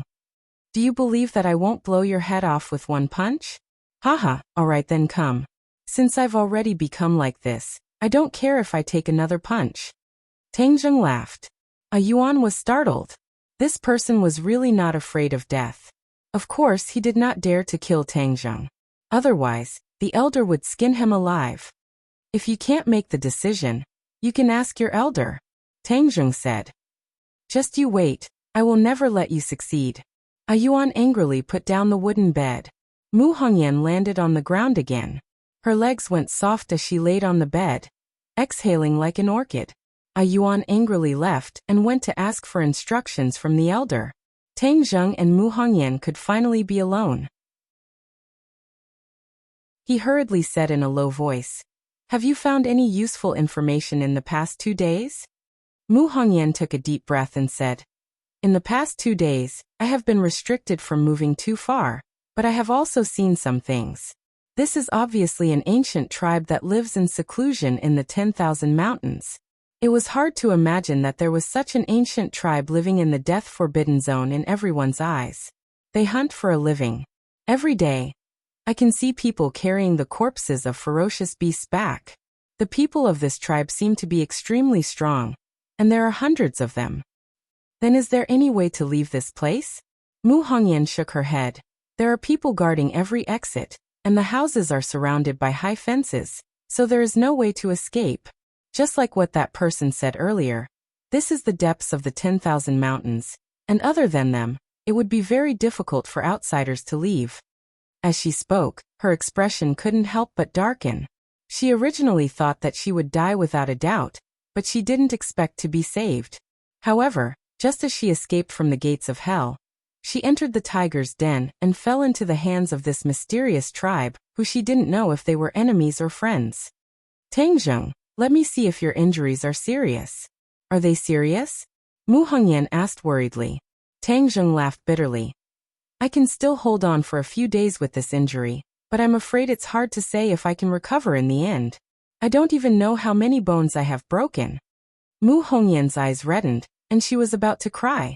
She was originally a strong woman, but at this moment, she was especially sensitive. She said shamefully, "Tang Zheng, I'm sorry, it's all my fault. If you didn't save me, you wouldn't have become like this." Tang Zheng squeezed out a smile and said, "Don't say this, let's think about how to leave this place." Mu Hongyan wiped the corner of her eyes and said, "First of all, we should think of a way to cure your injuries. Tang Zheng secretly sighed. He didn't even have the most basic medicine, so treating his injuries was easier said than done. However, if he didn't treat his injuries, they wouldn't be able to leave. Dong dong dong. A burst of hurried footsteps could be heard. A Yuan returned with an unfriendly expression. Tang Zheng's heart moved and said, "Elder, have you agreed?" A Yuan coldly snorted. "I'm warning you, don't have any bad ideas. Hurry up and tell the truth, otherwise I won't let you off." As he said that, he broke the rope on Tang Zheng's body and lifted him up with one hand. He entered the house and placed him on Mu Hongyan's bed. Then he picked up the wooden bed outside the house and left unwillingly. Tang Zheng heaved a sigh of relief. Staying with Mu Hongyan would at least make it easier to communicate and understand everything here. Mu Hongyan was also overjoyed. Before Tang Zheng could be happy, he felt a strong urge to urinate in his lower abdomen. He had been unconscious for 2 days, and now he wanted to pee. Chapter 219. Tang Zheng's cheeks were flushed red, and he found it hard to speak. Mu Hongyan noticed that he was acting strangely and quickly bent down. Her shirt collar revealed a large area of snow white, and the buttons were almost bursting out of it. "Tang Zheng, what's wrong? Are you not feeling well?" Tang Zheng couldn't move, and he couldn't solve the problem by himself. Could it be that a living person was going to be suffocated to death by urine? He didn't want to die so sullenly, so he stammered, "I want to go to the toilet." Mu Hongyan finally understood why his face was so red. She couldn't help but feel a little shy and sad. If it wasn't to save her, how could he not even be able to do such a small thing? So she didn't hesitate to ask, "The big one or the small one?" "The small one." Tang Zheng's voice was like a mosquito. Wasn't his skin very thick? How could he be so shy at this time? "You can't move. Wait for me." Mu Hongyan quickly ran out, leaving Tang Zheng sighing. He had to find a way to get better. Otherwise he would be crippled for the rest of his life. If he couldn't even take care of himself, then it would be better to kill him. Mu Hongyan rushed in again, holding a chamber pot in her hand. "Don't move, I'll help you." Mu Hongyan took a deep breath and pretended to be calm as she calmly said. Although she was a married person, this was the first time she had done this kind of thing for someone. She couldn't help but feel a little flustered, but more than that, she felt shy. "Mu Hongyan, what kind of nonsense are you thinking? Tang Zheng is your benefactor, and the reason he is enduring such pain is all to save you. Moreover, he is only a child in his teens, so how can you have such unbearable thoughts?" Mu Hongyan asked herself, and gradually calmed her emotions. Seeing her unzip his pants, Tang Zheng wished he could find a hole to hide in. He never thought that he would have a day like this. Suddenly, he felt his little brother being grabbed. The soft touch made his mind ripple. Most importantly, this was F*King exciting. F*CK, this is torture. Tang Zheng cried out in his heart. Mu Hongyan had already grabbed his little brother and aimed it at the mouth of the chamber pot. Mu Hongyan said, "It's done." Tang Zheng quickly discarded all distracting thoughts.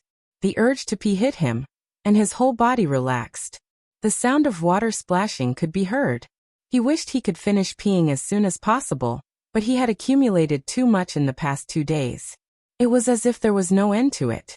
The two of them tacitly remained silent, and the only sound left in the room was the sound of running water. Mu Hongyan concentrated on looking at the little thing. Although she tried her best to suppress the thoughts in her heart, her beautiful cheeks couldn't help but turn red all the way to her neck, making her incomparably beautiful. He's not a child anymore, he's already so big. She couldn't help but have this thought, which made her feel even more embarrassed. Phew. Tang Zheng finally let out a sigh of relief as he finished peeing. He unconsciously looked at her, and found that her cheeks were pink and her eyes were watery. Moreover, because she was slightly bent over, her chest was so full that it seemed like it was about to burst out. Tang Zheng's head moved. He actually felt something, and his little brother immediately reacted. Mu Hongyan's hand clearly felt this change. Of course, she understood what was going on, but she pretended not to know. She resisted her embarrassment and stuffed the thing back into her pants. The two of them let out a sigh of relief at the same time. If this continued, Tang Jing didn't know what kind of ugly state he would reveal. Mu Hongyan carried the chamber pot and walked out. Looking at her graceful figure, Tang Jing regretted it. If he knew it would be this awkward, he wouldn't have lived with her. No, I have to leave this damned place as soon as possible. Do I really have to admit my identity as a cultivator? Tang Jing was hesitant. After a while, Mu Hongyan walked back. Her face had already returned to normal, as if nothing had happened. She sat on the bed and said, Tang Jing, how can your injury be cured? I'll first try to see if it's effective. Next, I need you to continue to silently observe this group of people. See if there's anything special about them other than their strength. Tang Jing warned. In addition, find a way to figure out what kind of tribe they are. They actually live in seclusion in the 100,000 mountains. I always feel that it's not simple. They must have a lot of secrets. Only by collecting as much information as possible would Tang Jing be able to judge the other party's intentions. Do you think they're cultivators? Mu Hongyan asked curiously. Cultivators? Tang Jing denied this point. None of them have any innate chi fluctuations, so it's impossible for them to be cultivators. However, this tribe is simply too mysterious. They are not cultivators, nor are they martial artists, yet they have such great strength. It's simply inconceivable. I understand. I will try my best to collect as much information as possible. As night fell, the two of them ate the dinner that a Yuan brought over. The night became especially quiet, and there were no other entertainment activities in the mountains. Every household returned to their rooms to rest. Tang Jing and Mu Hongyan, on the other hand, faced an awkward situation. There was only one bed in this room, and if the two of them wanted to rest, they could only sleep on the same bed. You sleep on the other side. Don't worry, I can't move at all. I won't do anything bad. Tang Jing tried his best to speak in a calm tone. Mu Hongyan smiled. I believe you. Under the illumination of the candlelight, she gave off a hazy sense of seductive beauty. Tang Jing hurriedly closed his eyes, not looking at this beauty. A single man and a single woman, sharing a bed and sleeping with their clothes on. To be able to sleep on the same bed as Mu Hongyan was something that countless men dreamed of, but it was Tang Jing who beat them to it.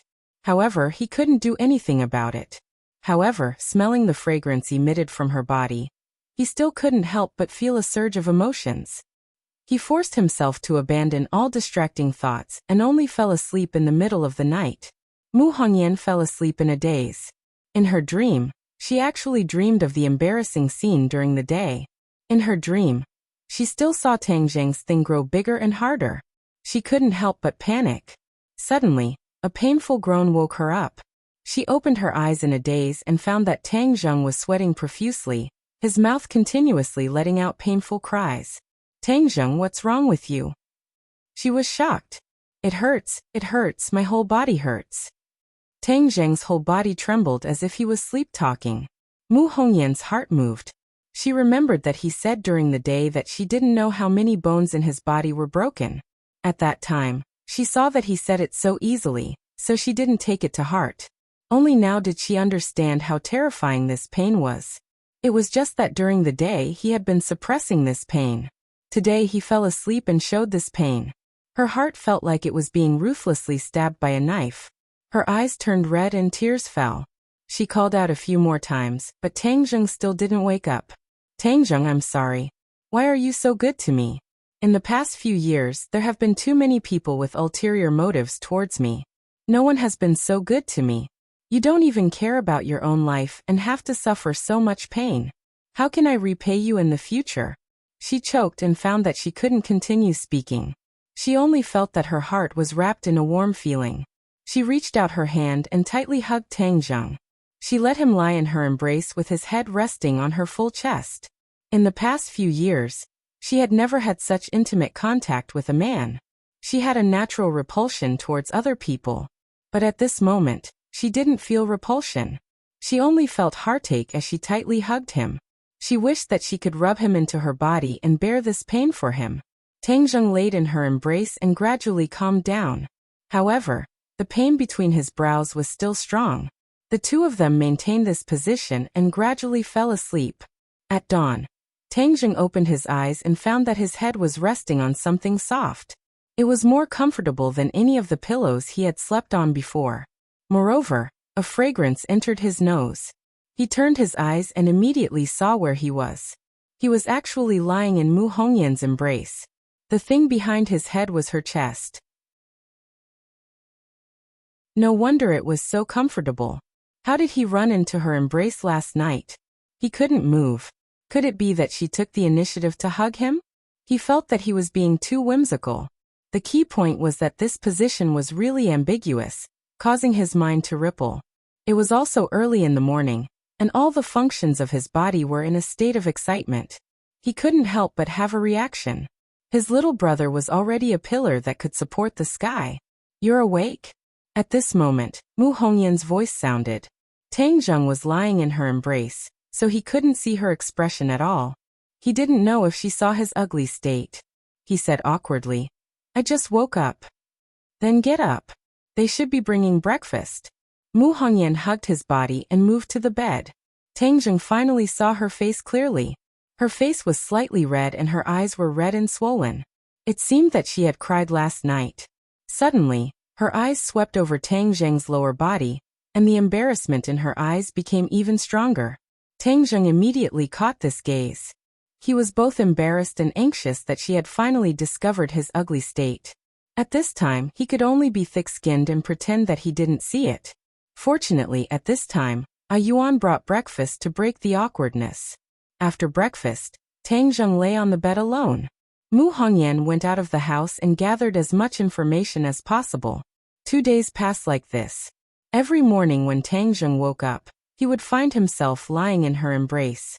He finally got used to this luck, but the pain in his body was getting more and more intense. Every night, the time he cried out in pain was getting longer and longer. Even when he was awake during the day, he couldn't bear the bone-deep pain. His entire body was trembling non-stop. Mu Hongyan finally had a breakthrough in the past 2 days. She found out that this tribe was called the Witch Tribe, a tribe that neither of them had ever heard of.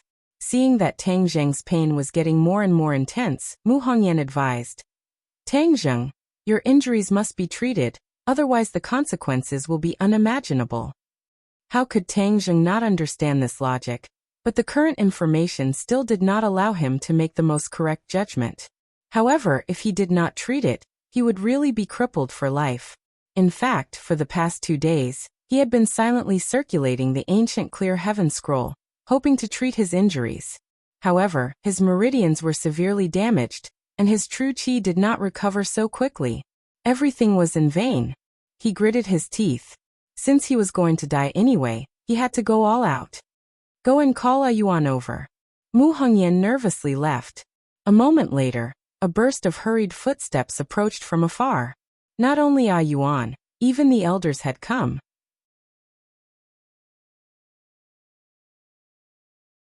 Chapter 220. Although the elder's expression was calm, there was still a trace of excitement in the depths of his eyes. Translation: Tang Zheng's face was slightly distorted from the pain, and he said, "Don't you want to know the answer? I'll tell you. Please speak." The elder's excitement was finally revealed. Yuan also stared at Tang Zheng with wide eyes, as if he wanted to distinguish the truth of what he said. Mu Hongyan clenched her hands tightly together. The next sentence was related to the survival of the two of them. Tang Zheng's forehead was also covered in sweat. He did not know if it was because of nervousness or pain.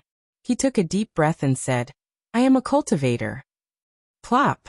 A muffled sound startled everyone.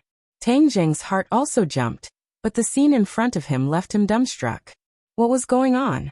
Mu Hongyan was flabbergasted. The elder actually knelt in front of Tang Zheng and looked at Tang Zheng eagerly. 2 lines of old tears fell from the corners of his eyes. Yuan turned pale with fright. "Elder, what are you doing? Get up quickly, how can you kneel to him?" However, the elder was unmoved.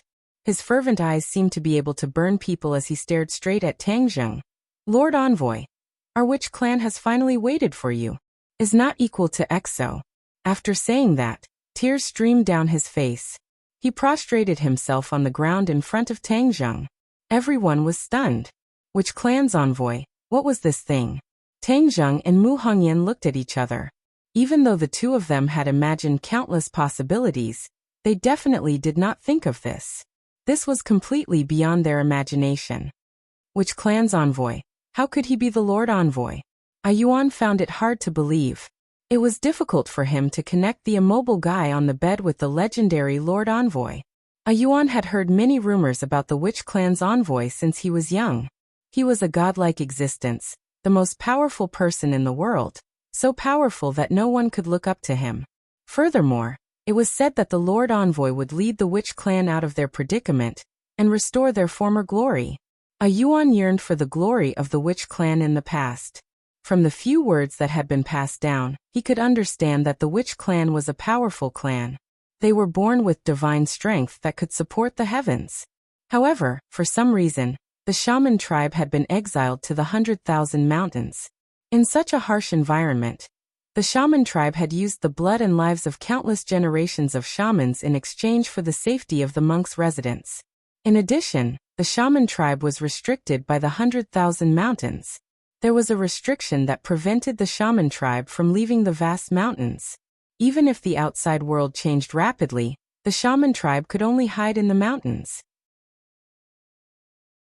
It turned out that it wasn't that they didn't want to go out, but that they couldn't.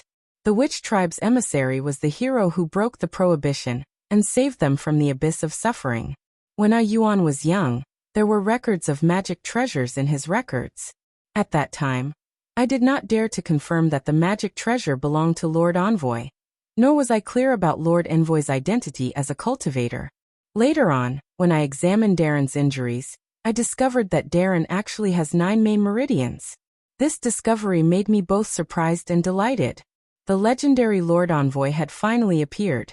However, this matter is of great importance, so I did not make it public. Even after Lord Envoy woke up, I did not immediately explain this point, because I did not dare to determine Lord Envoy's identity as a cultivator. Legend has it that only cultivators with 9 main meridians are the true Lord Envoy. Actually, last time, when Lord admitted that the magic treasure was your sword, I already knew that Lord Envoy was definitely a cultivator. However, to be on the safe side, I still had to get Lord Envoy's personal acknowledgement. Now I have finally waited for this day. The heavens have eyes and bless my witch tribe. As he spoke, he almost knelt down again. Tang Zheng hurriedly stopped him. Only then did he stop. You said that I am the witch tribe's emissary. What can I do to make you think so highly of me? Tang Zheng asked.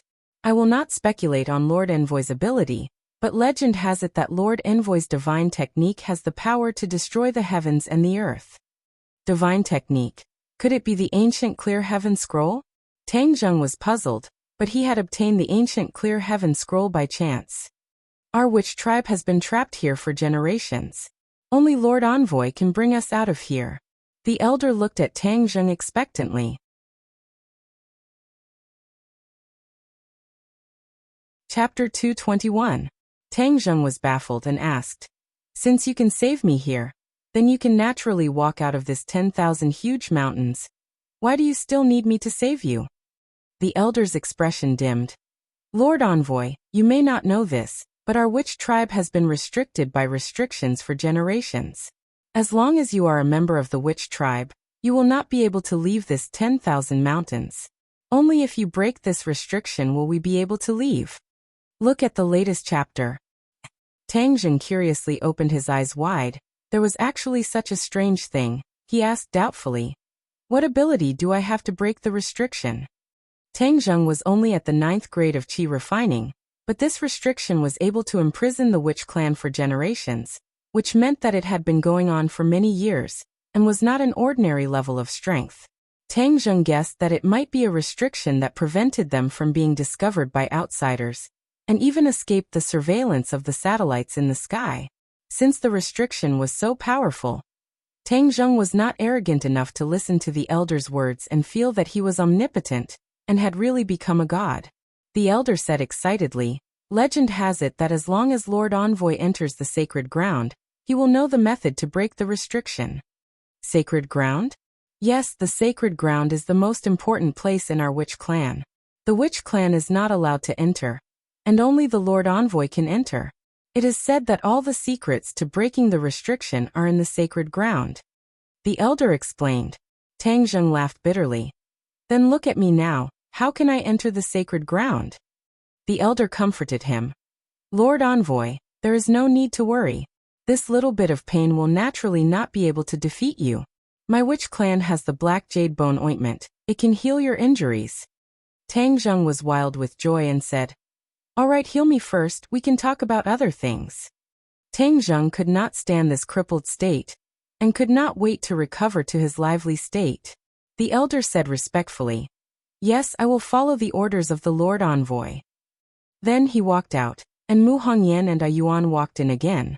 Yuan looked at Tang Zheng with a complicated expression, while Mu Hongyan was even more nervous, and quietly asked, What's going on? Tang Zheng laughed bitterly. I don't know either, you heard it too, they believe that I am their Lord Envoy. I can bring them out of this place. Mu Hongyan really wanted to ask the elder what Tang Zheng's characteristics were, but she swallowed her words back down. There was no doubt that Tang Zheng's body was full of secrets. Even though the two of them were in the same boat, it was not convenient for her to ask about Tang Zheng's secrets. Then we're fine now? Mu Hongyan asked nervously. Mu Hongyan was overjoyed. As long as your injuries are healed, we will have a chance to leave this place. The two of them had long since grown wings in their hearts, and they wished that they could immediately fly back. Lord Envoy, the black jade bone ointment has been brought over. As long as you apply the ointment to your entire body, your injuries will be healed in a day. The elder walked in with a black jar. I can recover in a day? Tang Zheng found it hard to believe that such a heavy injury could be healed so quickly. It was truly a miraculous elixir. The elder said confidently, Of course, this is a secret ointment made by my witch clan. Its effects are absolutely guaranteed. Then quickly apply it on me. Tang Zheng said impatiently. The elder placed the jar beside the bed and said, Then I ask Lord Envoy's friend to apply the ointment for Lord Envoy. However, you must take off all of Lord Envoy's clothes and apply the black jade bone ointment on your skin. You must apply it to every inch of your skin. With that, the elder brought Yuan out of the room, leaving Tang Zheng and Mu Hongyan looking at each other in dismay. F***CK, how could he just leave like that? Aren't you going to help me apply the ointment? He couldn't help but look at Mu Hongyan awkwardly. Could it be that he wanted her to apply the medicine? Then wouldn't he be stripped naked in front of her? Although Mu Hongyan had been serving him for the past few days and had seen everything that she should and shouldn't have seen, the two of them still felt awkward and ill at ease when they saw Tang Zheng naked in front of her.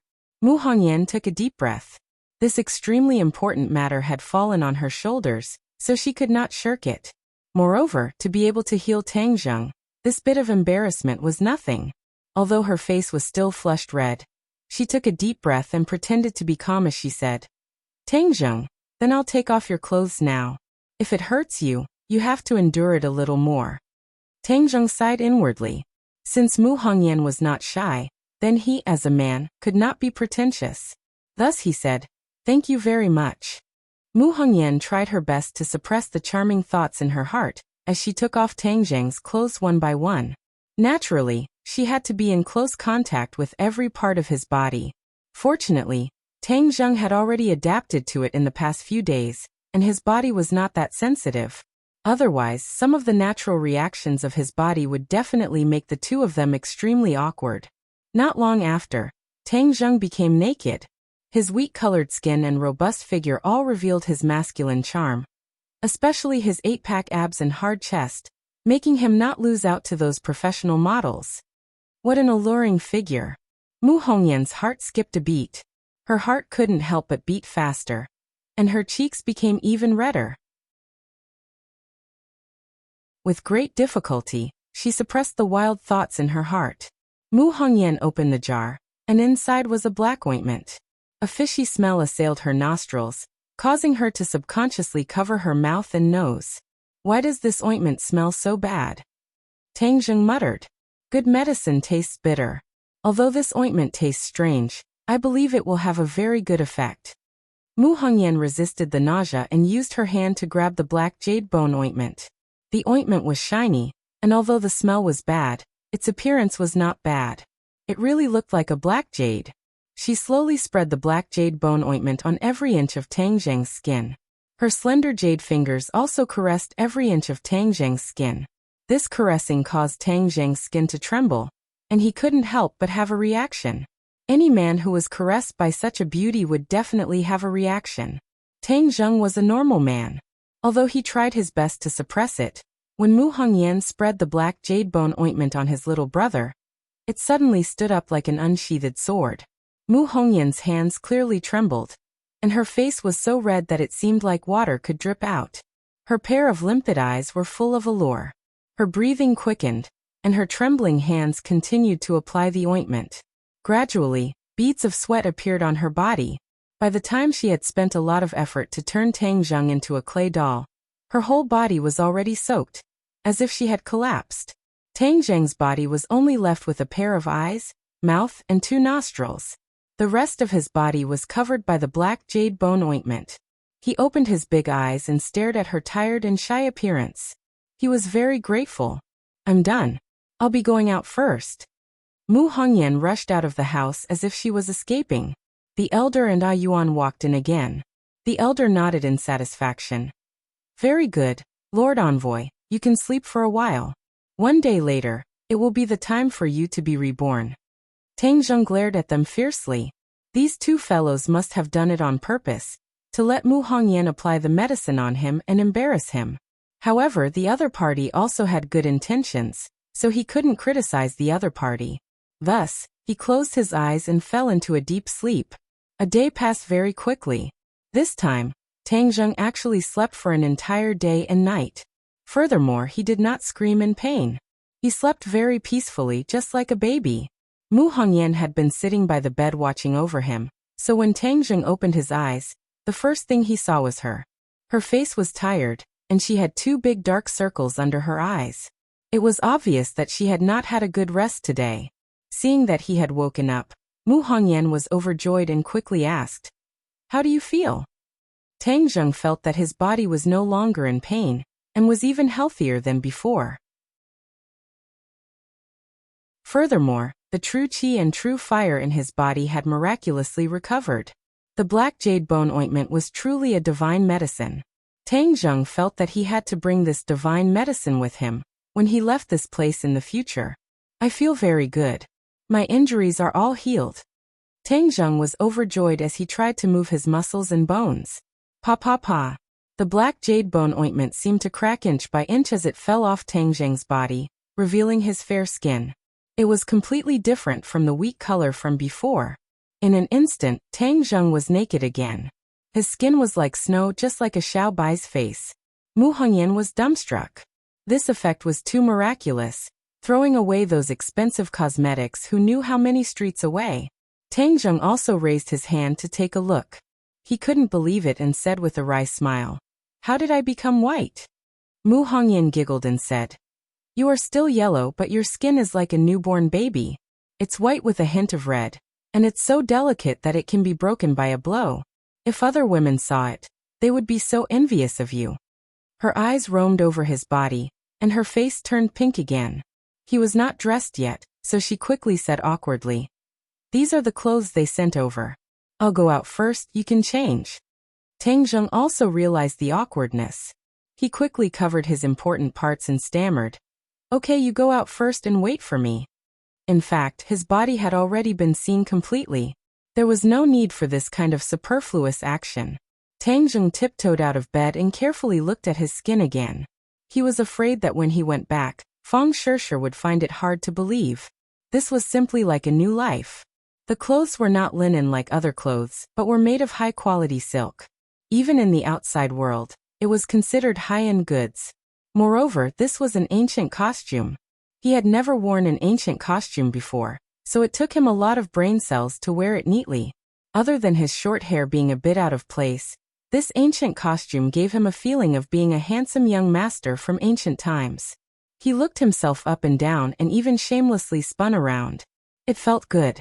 He opened the door and walked out.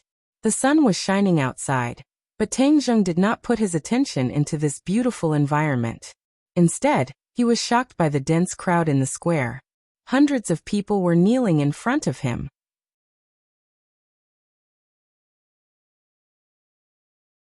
Chapter 222. Even though Tang Zheng's nerves were thick, he was still deeply shocked by this scene, especially when the shamans looked at him with burning gazes.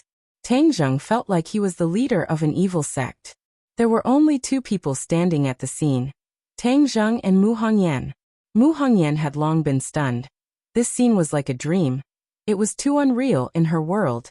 She did not have the habit of kneeling down and kowtowing to others. Furthermore, these people were not forced, but were sincere.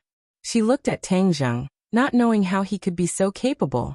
What was the identity of the witch tribe's envoy to be able to make them submit so willingly? Tang Zheng was startled for a moment before he regained his senses, but he did not know what to say. The elder knelt at the front and said loudly, "The witch tribe welcomes the arrival of the envoy. The witch tribe welcomes the arrival of the envoy." The earth-shattering shouts caused one's heart to tremble. Tang Zheng felt that he should say something, so he coughed dryly. After holding it in for a long time, he only said one sentence. "Everyone, please rise." No one got up because the elder said again, "I implore you, Lord Envoy, to save my witch tribe from the sea of bitterness. I implore you, Lord Envoy, to save my witch tribe from the sea of bitterness." The shouts rang out again. Tang Zheng originally did not care much about the identity of this envoy.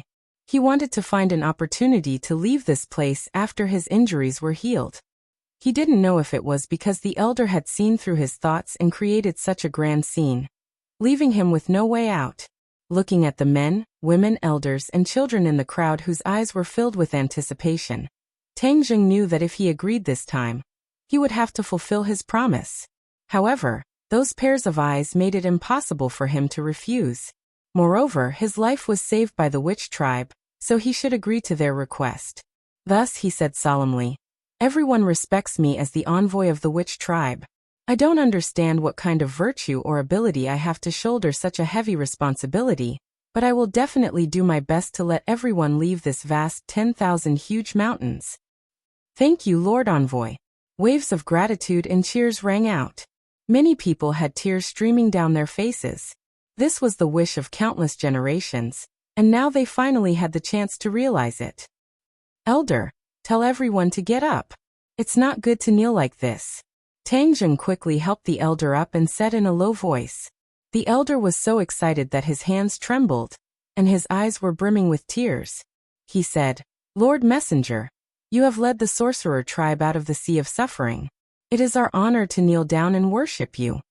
Tang Zheng rolled his eyes. This old fellow was stubborn. He said unhappily, "Didn't you say that I was the envoy? Then listen to me and tell them to get up." Sure enough, his stern face was effective. The elder hurriedly ordered everyone to stand up, but he still stood in the middle of the square, staring at Tang Zheng. Tang Zheng felt that he was about to be melted by these blazing eyes. He pulled the elder and said, "Elder, although you have always said that I can lead you out of the 100,000 mountains, I don't have absolute confidence." The elder firmly shook his head. "Lord Envoy, there is no need to be modest. Everything will be clear when you go to the Holy Land tomorrow." Tang Zheng had no choice but to do so. That night, a bonfire was lit in the huge square. All the clansmen gathered together to celebrate the arrival of the envoy. Tang Zheng and Mu Hongyan were naturally honored guests. They sat at the top while the elders accompanied them by the side. Mu Hongyan looked at the crowd celebrating around the bonfire in the square. She, who was used to seeing big scenes, was deeply shocked by this kind of worship and joy that came from the bottom of her heart. From time to time, she would turn her head to look at Tang Zheng. Under the light of the fire, his cheeks were well defined, and there was an additional trace of mysterious aura. People couldn't help but want to see what was going on. Mu Hongyan had seen countless successful men, but compared to the current Tang Zheng, they were all lacking in flavor. Even those who were worth billions could not be compared to him. He was like a huge black hole, enough to attract people's attention and hearts. Tang Zheng looked at the bonfire, and his gaze was involuntarily attracted by the 4 stone statues around the square. Under the illumination of the fire, these stone statues became even more mysterious. "Elder, I heard that these stone statues are the protectors of the witch clan. But they are just stone statues. How can they protect the witch clan?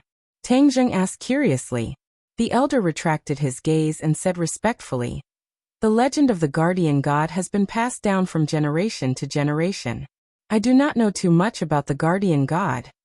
Tang Zheng felt that it was a pity that even the elders did not know about the guardian god, so he could not ask any more questions. He changed the question. "The people of the witch clan are all very strong. Why is that?"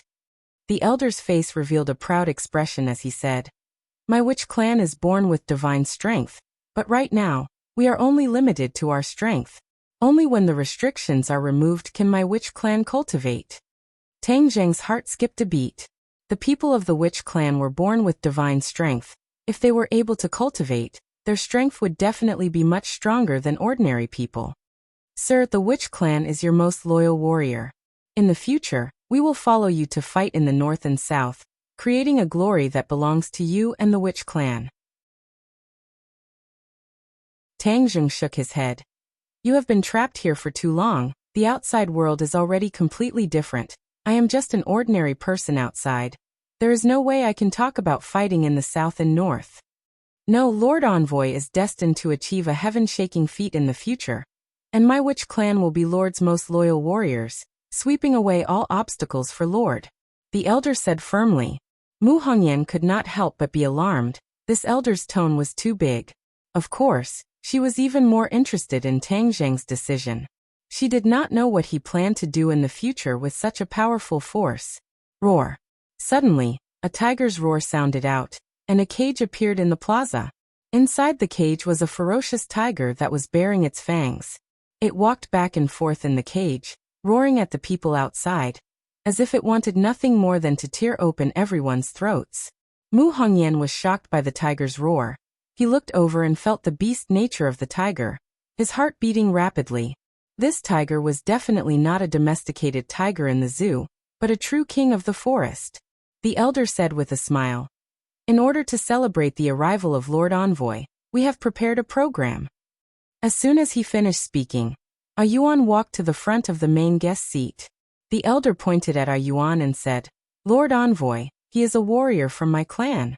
His name is Yi Yuan, and we all call him A Yuan. Tonight, he will perform for Lord Envoy."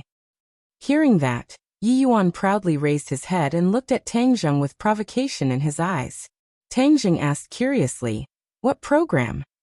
"Sir, you'll know when you see it." The elder purposely acted mysterious and nodded towards Yi Yuan. Yi Yuan turned and walked towards the center of the plaza, towards the cage. Everyone's gaze was attracted by him. The crowd cheered and many people shouted, "A Yuan! Yi Yuan, do your best!" Yi Yuan walked in front of the cage and opened the door. Whiz!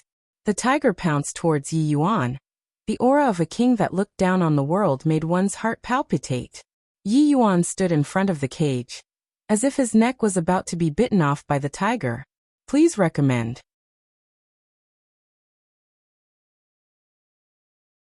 Chapter 223. The elder stood up angrily and reprimanded loudly. "A Yuan, what are you doing? Why aren't you leaving yet?" Yi Yuan remained unmoved. He stared straight at Tang Zheng and said, "Everyone says that Lord Envoy's divine abilities are unparalleled, so I want to ask Lord Envoy for advice." "Nonsense, how can you challenge Lord Envoy?" the elder said. Yi Yuan turned a deaf ear to him and continued to stare at Tang Zheng. Tang Zheng secretly sighed. Although he was now the witch clan's envoy in name, there were probably a lot of people like Yi Yuan who were unconvinced in their hearts. Since he was determined to subdue this power, then of course he had to show his strength. Tang Zheng stood up and said, "I accept your challenge." The elder said, "Lord Envoy, A Yuan is too young, he is not sensible." Tang Zheng waved his hand, indicating for him to stop, and said, "Since he wants to challenge me, of course I will accept. However, you have just experienced a great battle. Shouldn't you rest first?" "No need, this little battle is nothing at all." Yi Yuan vowed. Tang Zheng laughed, walked to the center of the plaza, and faced Yi Yuan. "As long as you defeat me, I will willingly submit to you, be your warrior for life, and charge into battle for you." Yi Yuan was resolute and decisive. "All right, remember your words. Do it." Yi Yuan's movements were very fast, and in the blink of an eye, his huge fist had already arrived in front of Tang Zheng, and the air was suddenly compressed by the several hundred kilograms of power, producing a muffled sound. Tang Zheng did not move at all. He punched out. His movements were not fast, but before Yi Yuan's fist hit his face, he protected his face. Bang! As the two fists collided, the two of them took a few steps back at the same time. Then they heard Yi Yuan roar, and with a whoosh he arrived in front of Tang Zheng again. His fist techniques were very simple. They were all straight punches, using the shortest path to attack his opponent. He definitely did not waste any more energy. This was the essence of his fist techniques. Those fancy fist techniques looked good, but their power could not be compared to this most direct fist technique. Yi Yuan's fist techniques were tempered from fighting ferocious beasts time and time again, and were filled with an indomitable killing intent. Tang Zheng also gained inspiration from his opponent's fist techniques. He abandoned all unnecessary movements and used the most direct collision. Thus, in the center of the plaza, the two of them punched each other again and again. Their fists struck flesh, and the air spread out in all directions. The muffled sounds were like war drums, causing everyone's blood to boil. Tang Zheng was extremely satisfied, as he had never tried this kind of pure strength confrontation before. Each of his punches had over 100 kilograms of strength, and he had also truly experienced the power of the Witch clan's innate divine strength, which was actually on par with him, a 9th grade Qi refining cultivator. If they could cultivate it, then their strength would be even more. Yi Yuan's face was already flushed red. These repeated collisions caused his blood to boil. He did not expect that his opponent's strength would not lose to his, but he was not afraid. Instead, his blood was boiling, and his fighting spirit was high. He knew that there was no way he could win like this, so he took the opportunity to throw out another punch. Seeing that Tang Zheng's fist was about to meet him, he suddenly changed his move, and actually hugged Tang Zheng's waist. Bang! Tang Zheng's fist landed on his back. His body trembled, but he endured it. He hugged Tang Zheng's waist and exerted force. Whiz! Tang Zheng was like an arrow that had left the bow. Tang Zheng was in midair and had nowhere to borrow strength, nor was he able to stop. He could only hear the whistling of the wind in his ears as his body quickly retreated. Whiz! Another figure rushed out at an extremely fast speed. With a tap of his foot, he soared into the air and punched out with both fists, attacking Tang Zheng. Tang Zheng was in midair. He could only subconsciously punch out, but there was no place to borrow strength, so his strength was obviously not as strong as before. Therefore, with two muffled sounds, Tang Zheng flew backwards even faster, and fiercely smashed into the stone statue at the side of the plaza. Tang Zheng felt that his back was about to fall apart. The impact this time was really not good. This Yi Yuan was really not simple. Seeing that he was about to fall, he grabbed the protrusion of the stone statue, and flipped his body to stand in the palm of the stone statue. The stone statue raised one hand, and Tang Zheng just happened to land in its palm. Looking down at Yi Yuan from above, plop! With the sound of knees touching the ground, the shamans all knelt down towards Tang Zheng. The stone statue was their guardian, and they had been taught since they were young not to be disrespectful to the guardian. As a result, no one had ever dared to climb onto the guardian god's body. However, by chance, Tang Zheng stood in the hands of the guardian god. That condescending look added a sense of mystery to his body, causing people to involuntarily feel a sense of reverence, as if he was their guardian god. Tang Zheng seemed to understand their mentality. He jumped down and dived towards Yi Yuan. Yi Yuan, who was kneeling on the ground, suddenly raised his head and soared into the air. Bang! This time, Tang Zheng did not fly out, but punched Yi Yuan in the chest. Yi Yuan's face turned red. He almost could not catch his breath, and quickly threw out a punch as well. However, this punch was caught by Tang Zheng's big hand, and a force of over 100 kilograms was transmitted to Tang Zheng's arm, causing his bones to crackle, as if they were about to break. Tang Zheng endured the pain. His diving momentum did not decrease, and smashed onto the hard ground of the plaza with Yi Yuan. Bang bang bang. Tang Zheng's fist was like a storm as it landed on Yi Yuan's body. Yi Yuan wanted to resist, but every punch of Tang Zheng's was faster than him, causing him to be unable to resist. In the end, he could only take a beating. However, his physique was strong. Even though he had taken so many punches, it was not fatal. Bang! With another punch, Yi Yuan spat out a mouthful of blood, and Tang Zheng finally stopped. Tang Zheng stood up and floated backwards. Seeing Yi Yuan stagger to his feet, he wiped the blood from the corner of his mouth and looked at Tang Zheng with mixed feelings. He had always refused to accept Tang Zheng, but this battle made him realize that he was far from being a match for Tang Zheng. The people of the Witch clan worshipped the strong, and Yi Yuan, who had been roaming around the 10,000 huge mountains since he was young, worshipped the strong even more. Since Tang Zheng had displayed his powerful strength and was also the Lord Envoy, he no longer had any thoughts of resisting. He was sincerely convinced and said with a sonorous voice, "Lord Envoy, from today onwards, I, Yi Yuan, will be your warrior, and I will not change my mind until I die." Tang Zheng patted his shoulder and said, "All right, I believe that in the future, you will become one of my most powerful warriors." "Definitely." Yi Yuan clenched his teeth, full of confidence. The applause was thunderous, and the cheers were earth-shattering. The elder walked over, looked at Yi Yuan with gratification, and said, "Now you know how powerful Lord Envoy is, right? In the future, you cannot offend Lord Envoy anymore." Yes, Yi Yuan will remember. Mu Hongyan was dumbstruck. Her mind was still recalling the intense battle just now. The feeling of her fists hitting her flesh caused her heart to beat faster. Although the Long family was also a martial arts family, she had never had the chance to see such an intense confrontation with her own eyes. She had placed more of her energy on business.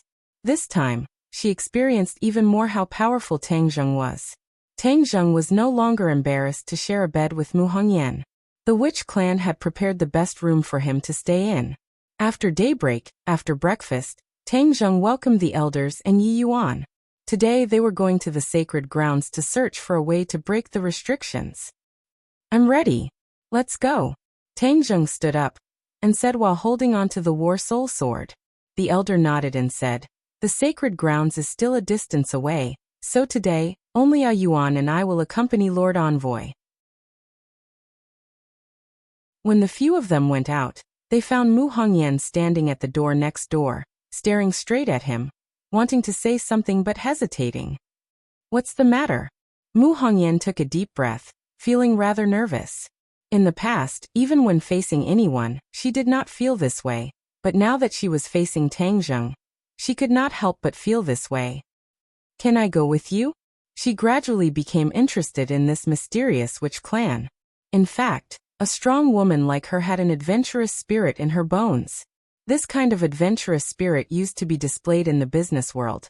But now that she had come to this vast 10,000 huge mountains, her adventurous spirit had merged with this piece of land. Moreover, she did not want to leave Tang Zheng.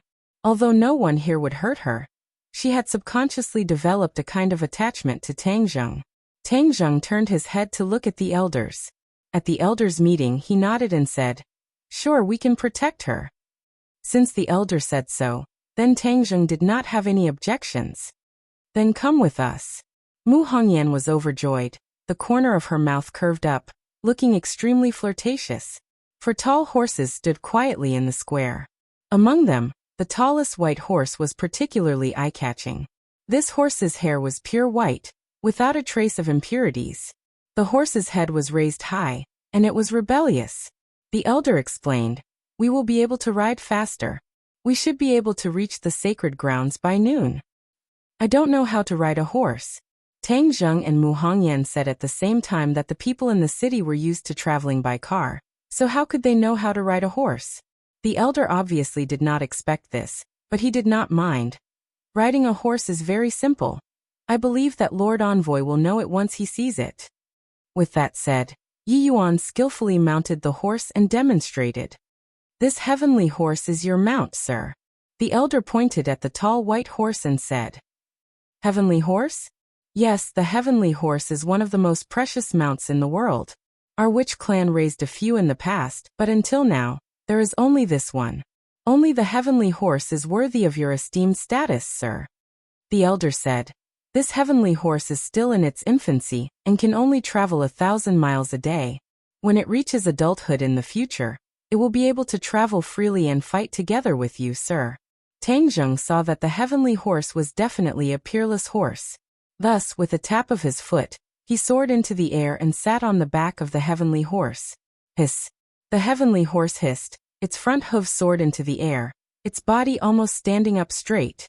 Tang Zheng quickly grabbed onto the reins, his legs tightly clamping onto the horse's abdomen, preventing himself from falling. The heavenly horse obviously did not like being ridden. It spread out its four hooves and jumped up, wanting to throw Tang Zheng off. Tang Zheng's competitive spirit was also aroused. He thought to himself that if he could not even tame a beast, wouldn't that make people laugh their heads off? Thus, he clamped his legs tightly and hugged the horse's head with both hands, preventing it from moving. The huge force caused the heavenly horse to feel pain, and it kept screaming, but its cries became weaker and weaker, until it finally quieted down.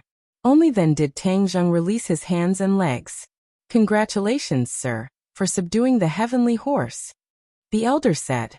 Mu Hongyan was also incomparably excited. Although she did not know how to ride a horse, she was still a rich person after all. She had seen many people who raised horses and loved them, and those horses could not be compared to the heavenly horse at all. The elder also jumped onto his own seat. Only Mu Hongyan did not dare to get on the horse. She did not have Tang Zheng's skills, so it would not be good if she fell down with a bloody nose and a swollen face. Tang Zheng saw through her thoughts and extended his hand. "If you don't mind, then sit with me." Mu Hongyan was secretly delighted. He reached out and grabbed Tang Zheng's hand, then felt himself flying up and landing steadily on the horse's back. She was in front, Tang Zheng was behind, and Tang Zheng was holding onto the reins with both hands, protecting her in his embrace.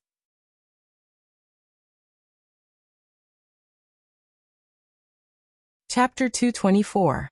Tang Zheng had never thought that he would have such an experience. The heavenly horse moved as if it was flying. Its four hooves soared into the air, as if it was riding on the clouds, but every time it landed on the ground, it was very stable. Tang Zheng and Mu Hongyan did not feel any bumps at all. Book group, this is even more comfortable than a car. Mu Hongyan leaned into his embrace. Previously, she was a little embarrassed, but as she gradually became more familiar with him, the awkwardness disappeared. "This is the real convertible sports car," Tang Zheng joked. Mu Hongyan covered her mouth and chuckled, but her eyes were exceptionally bright. The feeling that she had never experienced before made her feel extremely novel. Every pore in her body opened up, and every cell became active. Whoosh! Suddenly, Tang Zheng, who was running at the front, pulled on the reins, and the horse immediately stopped. The elder also pulled on the horse's head, and the horse's body was raised high. The heavenly horse did not even need Tang Zheng to pull on the reins and stopped by itself. It was extremely stable. "There's miasma up ahead," Yi Yuan said in a deep voice. He was not nervous at all. Living in the 10,000 huge mountains, the miasma followed them like a shadow. It would not cause them to be afraid at all. The elder handed over a porcelain bottle to Tang Zheng and said, "Lord Envoy, after consuming a detoxification pill, you will not be afraid of this miasma." Tang Zheng poured out one pill each with Mu Hongyan. This small pill was able to dissolve the poison of the miasma, causing Mu Hongyan to find it hard to believe. She had lived in southern Yunnan for more than 20 years, and had been influenced since she was young. However, she had never heard of a medicine that could completely dissolve the poison of the miasma. However, when he thought of the miraculous black jade bone ointment from before, this detoxification pill did not seem to be difficult to accept. The two of them consumed it, and their bodies did not feel any discomfort. The elder and Yi Yuan also consumed it, and the elder explained, "Back then, when our clansmen were just imprisoned here, many of our clansmen died under this miasma. Later on, an ancestor developed this detoxification pill, and only then could we ensure that our clansmen were not poisoned by the miasma." "That ancestor must be a genius doctor," Mu Hongyan said. The elder revealed a smile. "Of course, this ancestor is very kind and has saved many of our people." The elder and Yi Yuan gave their respective mounts another detoxification pill. Tang Zheng followed suit and stuffed one into the heaven horse's mouth. Unexpectedly, the beast smelled it, snorted, and turned its head away. It actually did not eat it, as if it was disgusted. The elder said, "Lord Envoy, the heavenly horse has a special physique and is not afraid of this miasma." Tang Zheng's eyes lit up and he said, "It's immune to all poisons." The elder said, "Although we can't say that it is immune to all poisons, the miasma's poison is indeed no threat to it." Tang Zheng had no choice but to size it up again. This beast actually raised its head high and glanced at Tang Zheng, as if to say, "You country bumpkin, you actually don't know my ability." Tang Zheng did not know whether to laugh or cry. He was actually looked down upon by a horse. If word got out, others would think that he was crazy. But that gaze just now was clearly filled with undisguised contempt. "Forget it, I won't lower myself to the level of a horse." Tang Zheng pretended not to see it. Jia. The three horses continued to gallop, their surroundings filled with a white mist. This was the miasma. It looked like a white mist, but in reality, it contained a highly toxic poison, and if one inhaled too much, it would be fatal. But at this moment, the few of them were safe and sound within the miasma. It was truly miraculous. Above their heads were towering trees that covered the sky and the sun. Only sporadic rays of sunlight shone through the gaps. Only the sound of horse hooves stepping on the ground could be heard in the forest. After advancing for a long time, the miasma disappeared. The few of them stopped again, because in front of them was a large swamp that ate people without spitting out bones. The swamp is even more troublesome than the miasma. The elder frowned and said in disgust, "No matter if it is a human or a beast, as long as they fall into the swamp, most of them will not survive." Back then, Lord Envoy was able to hold on because he had a magic treasure protecting him. Tang Zheng understood, but Mu Hongyan could not help but look at the War Soul sword on his waist. This unassuming black sword was actually a magic treasure. "Then how do we get there?" Tang Zheng asked. "Master, please be patient. Of course we have a way." The elder gestured to Yi Yuan, who immediately came to the edge of the swamp and jumped towards a pile of weeds. Mu Hongyan opened his eyes wide in shock. That was a swamp. If he jumped down, he would not be able to survive. However, Tang Zheng was not worried at all. Sure enough, Yi Yuan jumped into the weeds and did not sink. A long bamboo pole appeared in his hand, and with a push, a huge wooden raft slid over. "We'll use this to cross this swamp." The elder skillfully led his mount onto the wooden raft. The wooden raft was big enough to accommodate 3 horses and 4 people. As the few of them boarded the raft, Mu Hongyan was obviously a little afraid. He stood closely beside Tang Zheng, as if he was afraid that he would fall. Tang Zheng comforted her. "Don't be afraid." Mu Hongyan forced out a smile, but his face was a little pale. It was obvious that he was still afraid, but he did not dare to openly grab onto Tang Zheng, so he could only try his best to get close to him.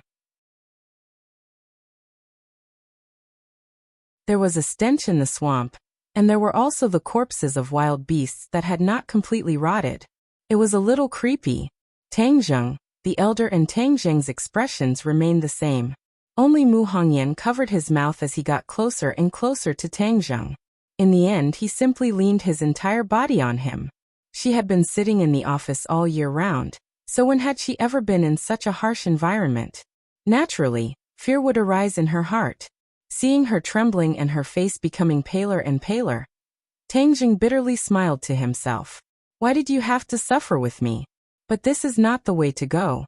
What if something bad really happens to you?" Thus, he took the opportunity to wrap his arms around her shoulders. Mu Hongyan's body tensed up, and then she leaned into his embrace. A strong sense of security filled her heart, dispelling the fear in her heart. She raised her eyes and glanced at him, only to discover that he was looking straight ahead, his eyes deep and steady, completely lacking the frivolity of his age. Seeing that he had retracted his gaze, she hurriedly lowered her head, afraid to look him in the eye, but she did not have the courage to leave his embrace. The elder and Yi Yuan pretended not to see anything. Yi Yuan focused on supporting the raft, while the elder focused on a mountain peak that protruded out from the distance. The mountain was not very tall, but it was fiery red. The leaves were like burning flames, and even the tree trunks were fiery red. Moreover, all the different types of trees had the same color. Fiery red, a bewitching red. Tang Zheng also saw the mountain peak that looked like flames, and asked curiously, "Could that be the sacred ground?" The elder retracted his gaze and nodded. "Yes, the sacred ground is like a flame that can burn away all the sins in the world." "Why are they all fiery red?" The elder shook his head. "This is the magical part of the sacred ground. Ever since I was born, the sacred ground has been this color, and it has never changed throughout the year." Tang Zheng was extremely curious. The color of the leaves should have changed with the change of the seasons, but the trees in the sacred ground did not change at all. It was truly magical. However, since it was the witch clan's sacred ground, there would naturally be many magical things about it. The raft finally stopped, and the few of them arrived at the edge of the swamp. They got off the raft and rode their horses forward. Although the sacred ground was right in front of them, it still took them nearly an hour to arrive at the edge of the sacred ground, at the foot of the fiery red mountain peak. Mu Hongyan was completely shocked by the mountain peak. He was flabbergasted as he stared blankly at the mountain peak. Even Tang Zheng could not hide his surprise.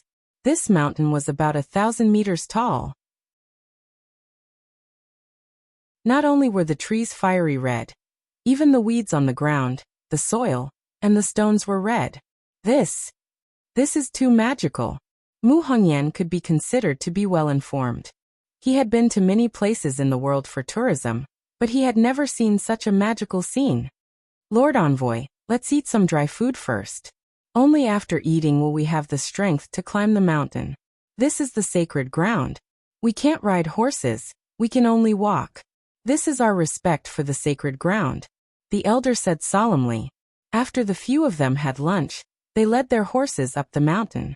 The mountain was not steep, and after a while, they finally reached the top of the mountain. It gave them the illusion that they were in flames, and the evil thoughts in their hearts were about to be refined by this fiery red. At the top of the mountain, a huge cave appeared in front of them. A wave of heat was emitted from the cave. "Lord Envoy, we can only accompany you up to here. The rest will depend on you alone. This is the core of the sacred ground, and the people of the witch clan have been forbidden from entering for generations. Only you, sir, have the privilege to enter," the elder said solemnly. Tang Zheng asked in confusion, "Since you've always said that the method to break through the restrictions is in this cave, why haven't you thought of going in to investigate all these years?" The elder hurriedly shook his head like a rattle drum and said firmly, "The witch clan will not violate the rules set by their ancestors. Moreover, since it is said that only you, sir, can find a way to break through the restrictions, then it is useless for us to enter." Tang Zheng could not help but want to roll his eyes. The witch clan was really stubborn. They had been trapped here for so many years, and it was said that the method to break through the restrictions was inside the cave, but they did not take even half a step out of the lightning pool. Mu Hongyan really wanted to continue following him to investigate, but since the elder said that only Tang Zheng could go down alone, she tactfully did not follow him. She nodded towards Tang Zheng, encouraging him to do his best. Tang Zheng smiled knowingly and joked, "Then I'll go in alone. There won't be any man-eating beasts inside, right?" The elder said with a blank face, "We don't know either. Lord Envoy, the hope of our witch clan is in your hands." Tang Zheng felt the burden on his shoulders instantly become much heavier. He retracted his smile, nodded his head seriously, and walked into the cave with large strides. A blazing wave of air rushed towards his face, and the temperature suddenly rose. The inside of the cave was also fiery red, and the walls of the cave were suffused with a strange red light, illuminating his path forward. He walked with his head held high, and after a while he had already walked a few hundred meters. He could no longer see the scene outside the cave. The surroundings were completely silent, and there was no movement at all. He suddenly remembered that there was no movement around him when he was climbing the mountain. This mountain was like a dead mountain. Other than plants, there were no animals, not even insects. It was so strange that it made one's heart palpitate.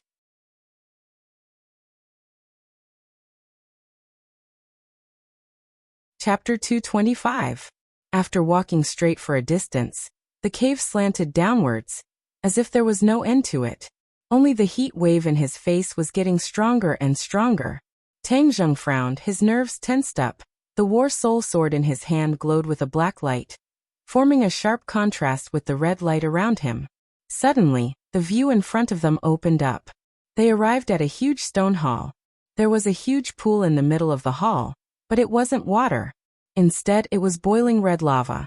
The boiling hot air turned the stone hall into a huge furnace. Tang Zheng immediately channeled his energy to counteract the heat. The pure yang energy in his body was also agitated by the surging heat. Fortunately, the dantian stored the pure yin energy, and traces of the pure yin energy flowed through his meridians, suppressing the restless pure yang energy. Tang Zheng did not dare to be careless. This place was too strange. If it really detonated his pure yang energy, it would be terrible. He walked to the side of the pool, only to discover that there was a huge arc protruding out of the churning lava. Tang Zheng was shocked. He could not tell what material it was, but the lava could not harm it at all. Steel will also melt in this lava. What is this thing that is actually not afraid of such a high temperature? Only half of this protrusion was exposed. It was circular in shape and looked very much like an egg. Yes, it was like an egg, and half of it was exposed outside. This egg was the size of a basketball, and there were actually many complicated patterns on its surface. Tang Zheng's head moved. These patterns were similar to the ones on the plaza. Could it be that this egg was the key to breaking the restriction? However, after studying for a long time, he still found nothing. In the end, he had no choice but to give up and continue searching the stone hall to see if there were any other clues. With just a glance, he found some clues. There were actually many small words carved on the wall. Primal Chaos Vajra spell. Tang Zheng saw the name of this cultivation technique at first glance. This cultivation technique was specially created for the sorcerer tribe to temper their bodies. Moreover, when this cultivation technique was practiced to the extreme, one's body would be as tough as a diamond, and one's body would not be destroyed. Tang Zheng had originally wanted to temper his body, and this cultivation method was very suitable for him. Moreover, there were no cultivation methods in the sorcerer tribe, and most of the methods to temper the body were through medicinal refinement. If he gave this cultivation method to the sorcerer tribe's power would definitely increase greatly. After the cultivation technique, there was a huge mural. It was vivid and lifelike. On the mural, there was a man and an egg. Yes, this egg was the same as the one in the pond. Even the veined patterns on it were exactly the same. There were 9 lines drawn on the man's body. The man covered the egg with his hands, and the egg shone brightly. Then a ball of white light broke out of the shell. What's the meaning of this? What is this white light? Tang Zheng stared straight at the egg, then looked at the picture for a while, as if deep in thought. Could it be that I have to follow the method of the person in the picture? There are 9 lines in this person's body. Could it be that they symbolize the 9 main meridians? Tang Zheng could not think of a better way, and the elder had solemnly said that only he could break the restriction, so he could only give it a try.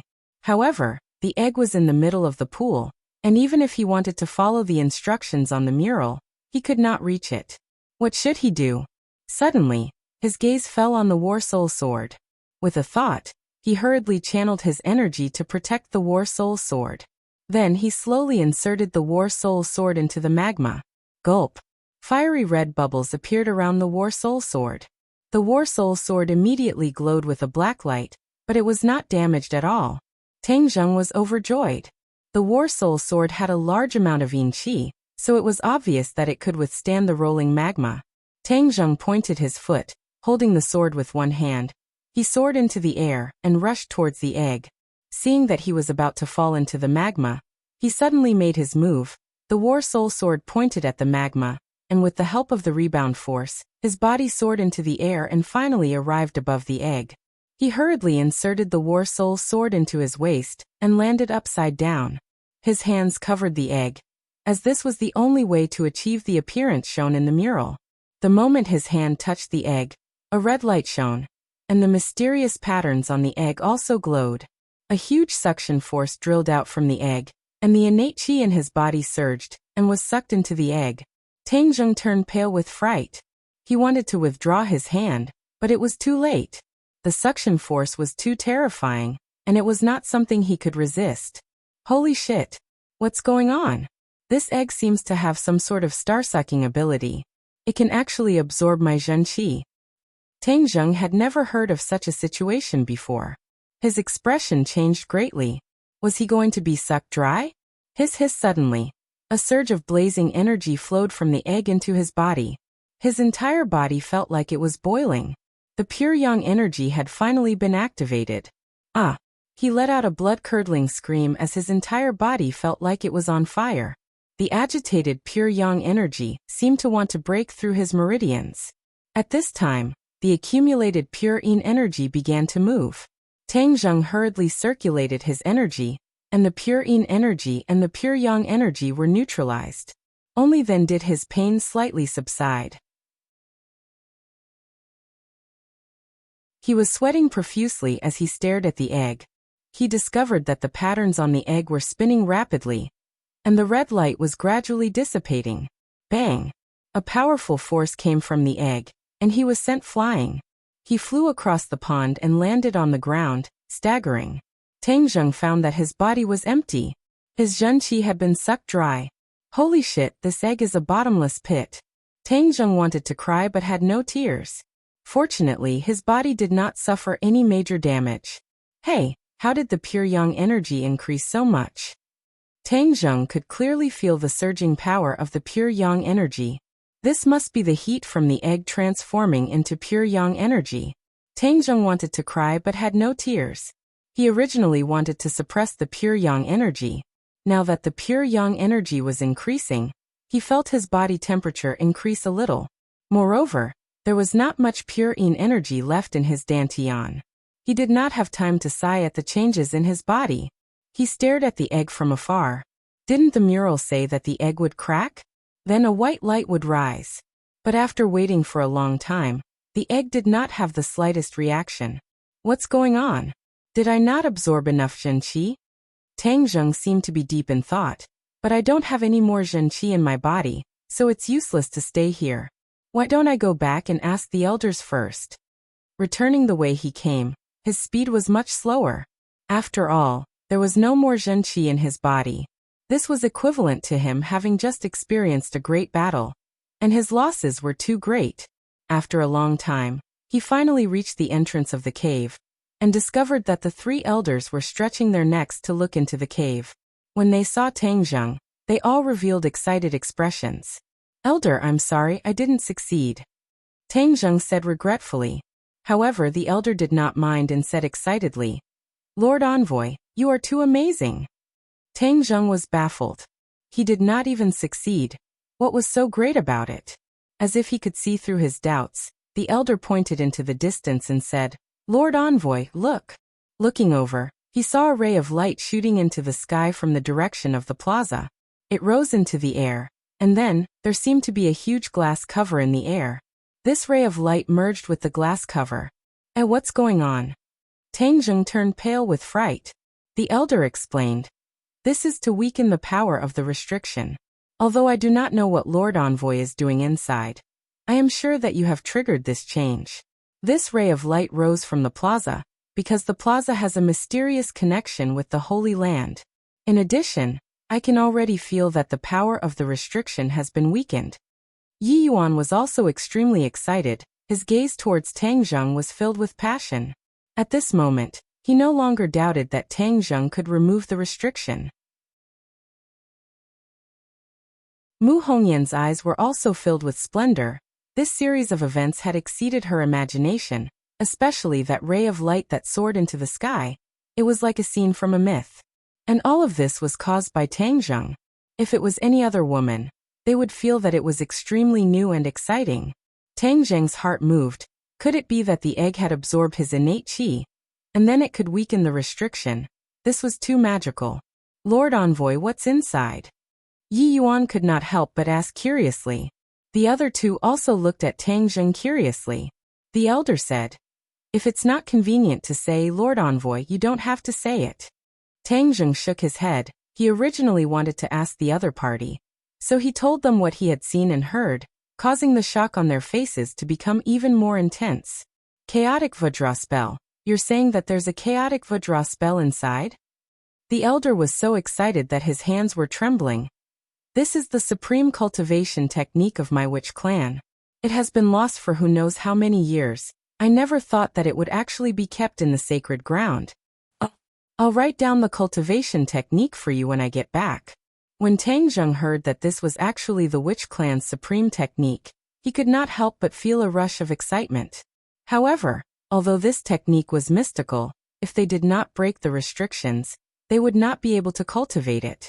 Back then, the ancestors of the witch clan might have considered this, and simply hid the primal chaos Vajra spell in the sacred grounds. Thank you, Lord Envoy. You are truly the savior of my witch clan. The elder was so excited that he wanted to kneel down again. Tang Zheng hurriedly supported him. This old man's etiquette was a bit too much. Do you know anything about that egg? Tang Zheng asked. The elder shook his head. There have never been any records of this in the witch clan, but since it is recorded in the mural, it must be the key to breaking the restriction. Perhaps your guess is right. Only when it absorbs enough innate chi will it be able to break the egg, and that will be the time when the restriction is completely broken. Tang Zheng let out a long sigh. But my current cultivation is obviously not enough to do that. We have waited for so many years, so we are not in a hurry.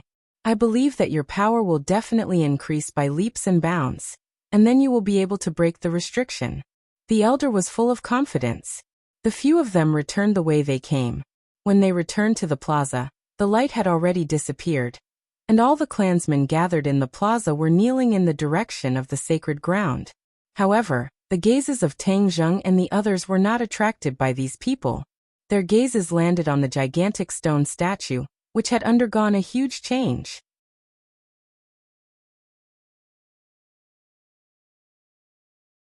Chapter 226. The gigantic stone statue was no longer in its original position. Furthermore, the postures of each stone statue were different as well.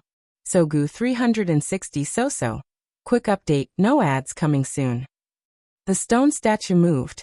How could such a gigantic stone statue move? When the witch clansmen saw that they had returned, they all started to talk at once. It turned out that when the ray of light shot into the sky, the 4 stone statues seemed to have come to life and started to move, changing into their current positions and postures. Tang Zheng was dumbstruck. He had originally thought that the stone statue was a dead object, but now he knew that it could actually move. Stones also have life? Tang Zheng felt that his brain could not process what was going on. However, the elder said excitedly, "The guardian god has appeared. This shows that the restriction is about to be broken." When everyone heard this, they were so excited that they could not control themselves. They all looked at Tang Zheng eagerly. However, Tang Zheng's expression was not as optimistic as theirs. That egg was a bottomless pit. He did not know how much innate chi he would need to fill it up, so he did not have absolute confidence when he would be able to break the restriction. Furthermore, he and Mu Hongyan had fallen off the cliff for so many days, and his family must be very anxious, so he had to hurry back as soon as possible and come back here in the future. Shwe. When Tang Zheng finished transcribing the chaotic Vajra spell, and told the elder about his decision, the elder's expression obviously darkened as he asked nervously, "Sir Envoy, when will you be back after you leave?" Since there was still a month or 2 before the summer vacation, why not take this opportunity to settle the matter of the witch clan? Although he did not find Mu Hongyan's husband's magic treasure, the matter of the witch clan was still a huge discovery. Furthermore, the spirit energy here was abundant. Wouldn't it be better to bring Shirshir here to cultivate? Elder, you don't have to worry. Wait for me to go back and take care of some personal matters, then we will come back. At that time, we will focus on breaking the restrictions for the witch clan. The elder felt a little regretful, but he did not stop him. He nodded and said, "Then our witch clan will wait for Lord Envoy to return." After a night of silence, both Tang Zheng and Mu Hongyan were a little excited. They woke up at dawn, and the elders and Yi Yuan were waiting outside the door. "Lord Envoy, a Yuan will bring you away." Tang Zheng nodded. Both parties bid each other farewell, and left on their horses. Passing through layers of miasma and swamps, the 3 of them arrived at the edge of the 100,000 mountains when it was dark. Yi Yuan stopped, looked at Tang Zheng and said, "Lord Envoy, Our entire clan is waiting for you to return and bring us out of this place. Don't worry, I'll be back as soon as possible. Tang Zheng promised. Both parties waved goodbye. Tang Zheng and Mu Hongyan rode on the heavenly horse and left the vast mountain. Mu Hongyan looked back. This period of time was like a dream, making people feel that it was so unreal. Tang Zheng, the witch clan is really pitiful. They have been trapped in the mountains for generations. You must help them leave this place. Mu Hongyan said emotionally. Tang Zheng said, Of course I will bring them out of this place, but this time when we go back, we must not let anyone else know about the existence of the witch clan. Mu Hongyan's heart skipped a beat. The witch clan was too mysterious. If the outside world found out, it would definitely cause a huge uproar and bring disaster to the witch clan. I understand. The witch clan saved me, so of course I will think for them. Mu Hongyan agreed. The two of them compared their statements again, and found a set of excuses. They said that both sides were saved by the dense branches that covered the sky, but they lost their way in the forest and spent so many days to walk out of the vast mountains. Of course, the heavenly horse was the wild horse they found by chance in the mountains. Who do you think is the one who tried to assassinate us this time? Is the target you or me? Tang Zheng asked curiously. Mu Hongyan was silent. She had thought about this question many times in the past few days. She had an illustrious identity and had been assassinated before, but this was the first time in Dianan. After all, this was the Long family's headquarters, and no one would dare to make a move against her. Tang Zheng originally suspected that it was the assassins of the martial sect, but those assassins were obviously too weak. They were definitely not from the martial sect, and this was not the style of the martial sect, so he also denied it. No matter how much the two of them guessed, they would never have thought that all of this was arranged by Long Tingyu. Outside the mountain was a large suburb of the city. The night wind blew and the two of them galloped. Mu Hongyan could not help but feel a sense of transmigration. He subconsciously opened his hands and embraced the night wind that blew against his face. At this moment, although it was already late, there were still a few residents in the suburbs. When they saw a man and a woman galloping on their horses, they could not help but wonder if their eyes were playing tricks on them. The sound of horse hooves faded into the distance, leaving behind an unforgettable scene for these people. In the darkness of the night, the heavenly horse could actually distinguish the road. Its four hooves flew as it dashed towards the lights of the city in the distance. More than an hour later, they arrived at the edge of the city. The brilliant lights illuminated the road ahead and completely exposed their tracks. The heavenly horse raised its head high and looked at the unfamiliar city. The unfamiliar scene made it faintly excited. It screamed and ran away. Immediately, a shocking scene was born. On the wide road, a tall white horse carried a man and a woman. The man was handsome and the woman was beautiful as they galloped forward. There were many cars on the road. When the owner of the car saw this scene, he could not help but be surprised. Who was it that came out to walk their horses in the middle of the night? Moreover, this horse, it was really handsome and extraordinary. Even an outsider could tell that it was a real good horse. Whiz! The heavenly horse was like a gust of wind as it shuttled through the traffic. It even lowered its head to look at the cars beside it. It seemed to treat these iron shells as opponents as it quickly overtook one car after another. The owner of the car was stunned. Could it be that the horse wanted to race with the car? Some of the owners had already increased the throttle to keep pace with the heavenly horse. The heavenly horse was infuriated by such a provocative action. It raised its front hooves high and almost stood up with the two people on its back. Mu Hongyan cried out in alarm and leaned tightly into Tang Zheng's embrace. However, Tang Zheng could sense the intentions of this beast, so it was fine, since the elder had praised the heavenly horse so much. Then he might as well experience its speed today. What was the speed of an arrow leaving the bow? The heavenly horse's speed was the best explanation. It kicked backwards, and the tall horse's body soared into the air. It was as if it was riding on the clouds, and it actually jumped over a moving car. It steadily landed on the ground, scaring the owner so much that he hurriedly braked. The heavenly horse neighed proudly. Its speed was extremely fast, and in the blink of an eye, it had left a few cars behind and was far ahead. Woo! Suddenly, the roar of an engine rang out. A sports car rushed out and arrived beside the heavenly horse. It was obvious that it wanted to compete with the heavenly horse. Tang Zheng was in high spirits as he patted the back of the heavenly horse and said, "Do you have the confidence to beat him?" The heavenly horse snorted proudly and turned its head to look at the owner of the sports car. The owner of the sports car thought that his eyes were playing tricks on him. He was actually looked down upon by a beast. He fiercely pressed the horn a few times in response, as if he was roaring. Tang Zheng laughed involuntarily. He understood the other party's feelings very well. Wasn't he also despised by the heavenly horse back then? This beast was very arrogant. Whiz whiz. The horse and the car began to compete. There were not many cars on the road, and the heavenly horse took advantage of the opportunity to advance forward. It had already soared into the air and flew over many roofs. The sports car was like a ghost, moving at a very fast speed, closely keeping pace with the heavenly horse.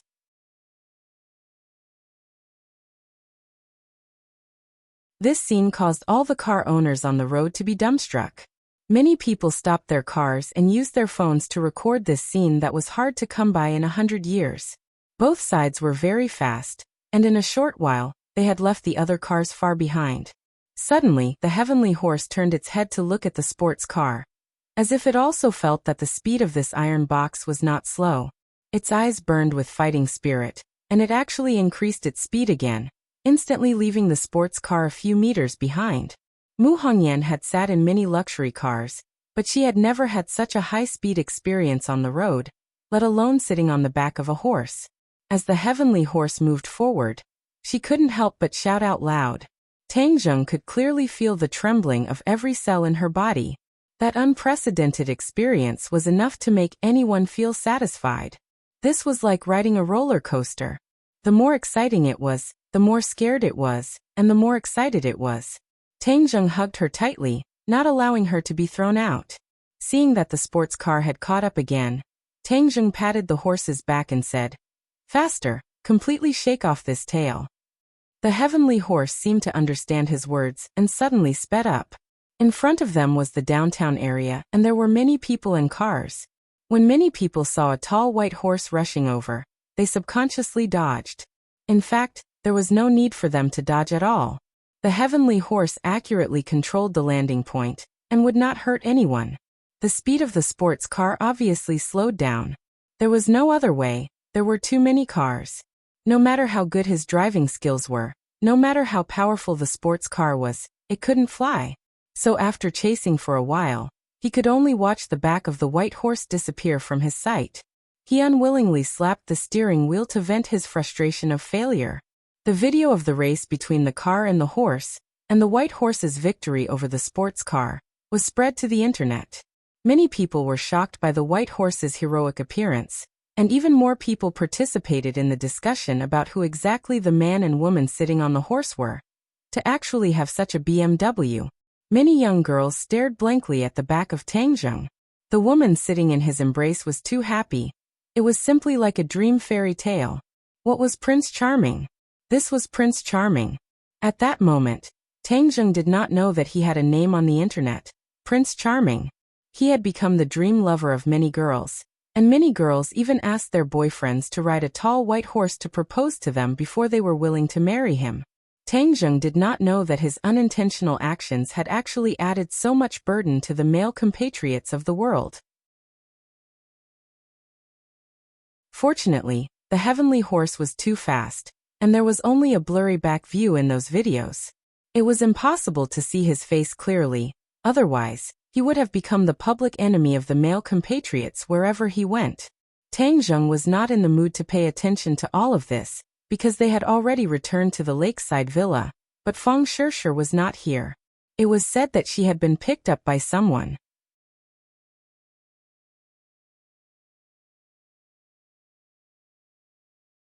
Chapter 227. The news of Tang Zheng and Mu Hongyan's return immediately reached the Long family. Long Xianyuan immediately asked the two of them to go to the Long family. He wanted to find out what was going on. During this period of time, the real culprit behind the scenes had not been found, and Long Xuanyuan's anger was burning more and more. Although the assassin was a foreign force, he had no place to investigate. However, he aimed the spearhead at the cold-faced killer, Xiao Xiaoling. Xiao Xiaoling killed Wang Fuchuan, and he wanted to know who was the real culprit behind the scenes. Just like Long Tingyu said, the assassination of Mu Hongyan might also be arranged by the real culprit. However, Xiao Xiaoling seemed to have disappeared into thin air. No one knew where he was, but everyone believed that as long as he showed up, he would definitely not be able to escape the eyes of the Long family. The two of them were preparing to go to the Long family when suddenly, Tang Zheng felt a strong uneasiness. Something happened to Shirshir. He sensed that the Imperial Spirit Array in the Jade Buddha that he had given to Fang Shirshir had been activated. Only when Fang Shirshir was in danger would the Imperial Spirit Array be activated. Shirshir is in danger, I'll go save her first. Tang Zheng turned over and mounted his horse. Without waiting for Mu Hongyan to react, he urged the horse to gallop. Mu Hongyan was shocked. How could Fang Shirshir be in danger? She immediately contacted Long Xianyuan, hoping that the Long family would mobilize their power to find the whereabouts of Fang Shirshir. Mu Hongyan and Tang Zheng had experienced this ordeal, and understood even more about Tang Zheng's extraordinariness. Therefore, if Fang Shirshir had an accident in Dianan, it would definitely arouse the disgust of Tang Zheng. Although Tang Zheng's current strength was not that heaven-defying, offending him was definitely not a good thing. His potential was limitless, and no one knew how far he could go in the future. Actually, they did not need to track down Fang Shirshir's whereabouts, because Tang Zheng had already used the tracking technique to track down her location. This time, Fang Shirshir was not facing an ordinary danger. Tang Zheng had already sensed that the Jade Buddha had been destroyed. The Jade Buddha would not be destroyed by ordinary attacks, which meant that the enemy was an expert. Tang Zheng spurred his horse and galloped straight to a luxurious restaurant. When this tall horse entered the restaurant, the waiter was so shocked that he forgot to stop it. He dismounted from his horse and walked towards a private room with a gloomy face. Finally, a waiter came forward to stop him. Tang Zheng did not even look at him as he walked straight towards his destination. The Pegasus snorted and looked down at the dumbfounded diners. Then it followed Tang Zheng and walked forward. It was extremely arrogant.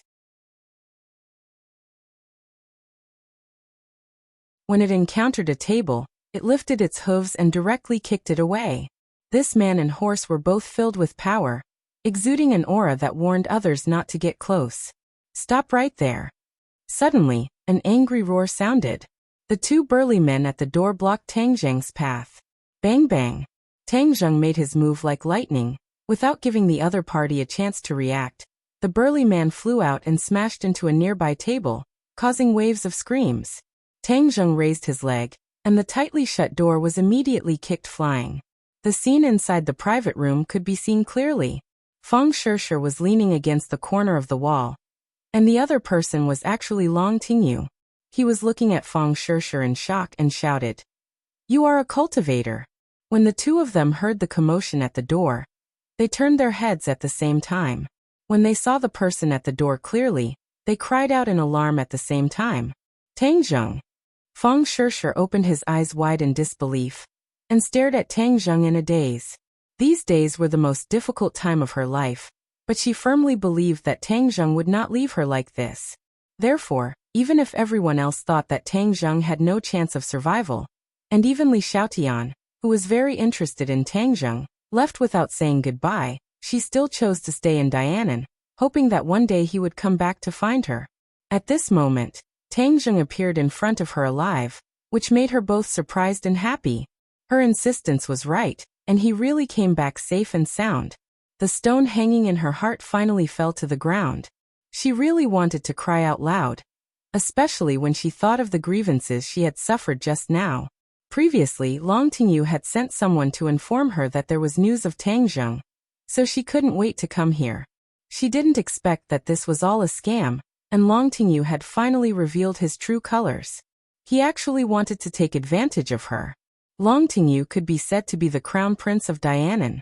The woman he had taken a fancy to had never escaped from his grasp, except for Mu Hongyan. This time he had specially tricked Fang Shirshir to come here.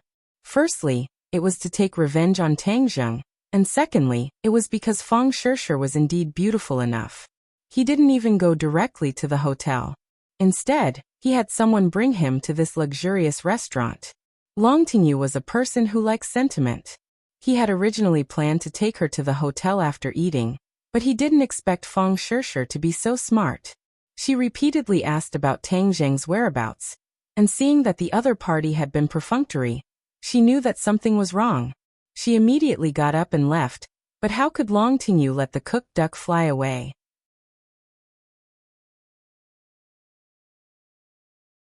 Thus he simply revealed his true detestable face, and planned to directly deal with Feng Shishir in the private room. Feng Shishir's reaction was very intense, but Long Tingyu was, after all, an 8th grade body refining realm cultivator, much stronger than Feng Shishir. After a while, he activated the spirit controlling array in the Jade Buddha, and because his attack was too powerful, the Jade Buddha directly shattered into a few pieces. Long Tingyu's anger grew even stronger. He had even sent people to kill Tang Zheng. Could it be that he couldn't even deal with a woman of his? Thus he immediately launched an attack. Feng Shishir was not his match, and was surrounded by danger. In the end he had no choice but to use the body securing technique. This time, she didn't even let the other party get close to her before using the body securing technique. This time Long Tingyu finally discovered some clues. When Tang Zheng kicked the door in, he just happened to hear Long Tingyu say, "You are a cultivator." Tang Zheng's nerves instantly tensed up. Shishir's identity as a cultivator had been exposed. His eyes immediately burst out with a terrifying cold light, filled with killing intent. Long Tingyu looked at Tang Zheng in disbelief and said, "Why aren't you dead?" "Of course I won't die. If you dare to have any ideas about my girlfriend, then today will be the day you die," Tang Zheng said while gnashing his teeth.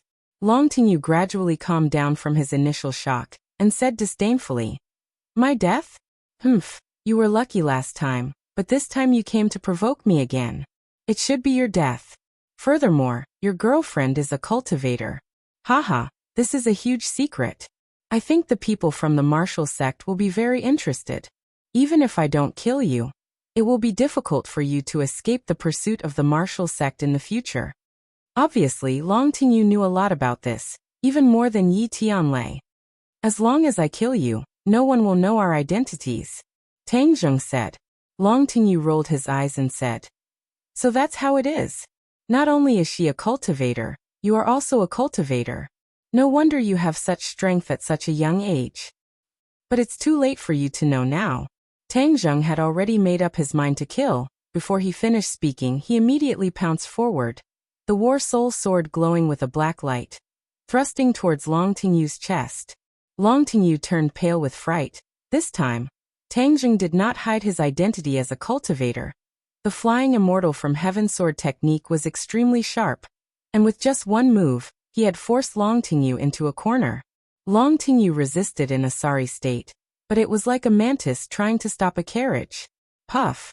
The War Soul sword directly pierced into his stomach, and with a lift, he was sent flying to the door. Please recommend that you're tuning in to the Li Mei's Sword of Destiny YouTube channel. We're so grateful for your support, and don't forget to subscribe to join us on this incredible journey through captivating stories. Your generosity through donations truly makes a world of difference, as it's the primary source of revenue that allows me to expand and enhance this channel for you. Thank you from the bottom of my heart for being a part of this adventure.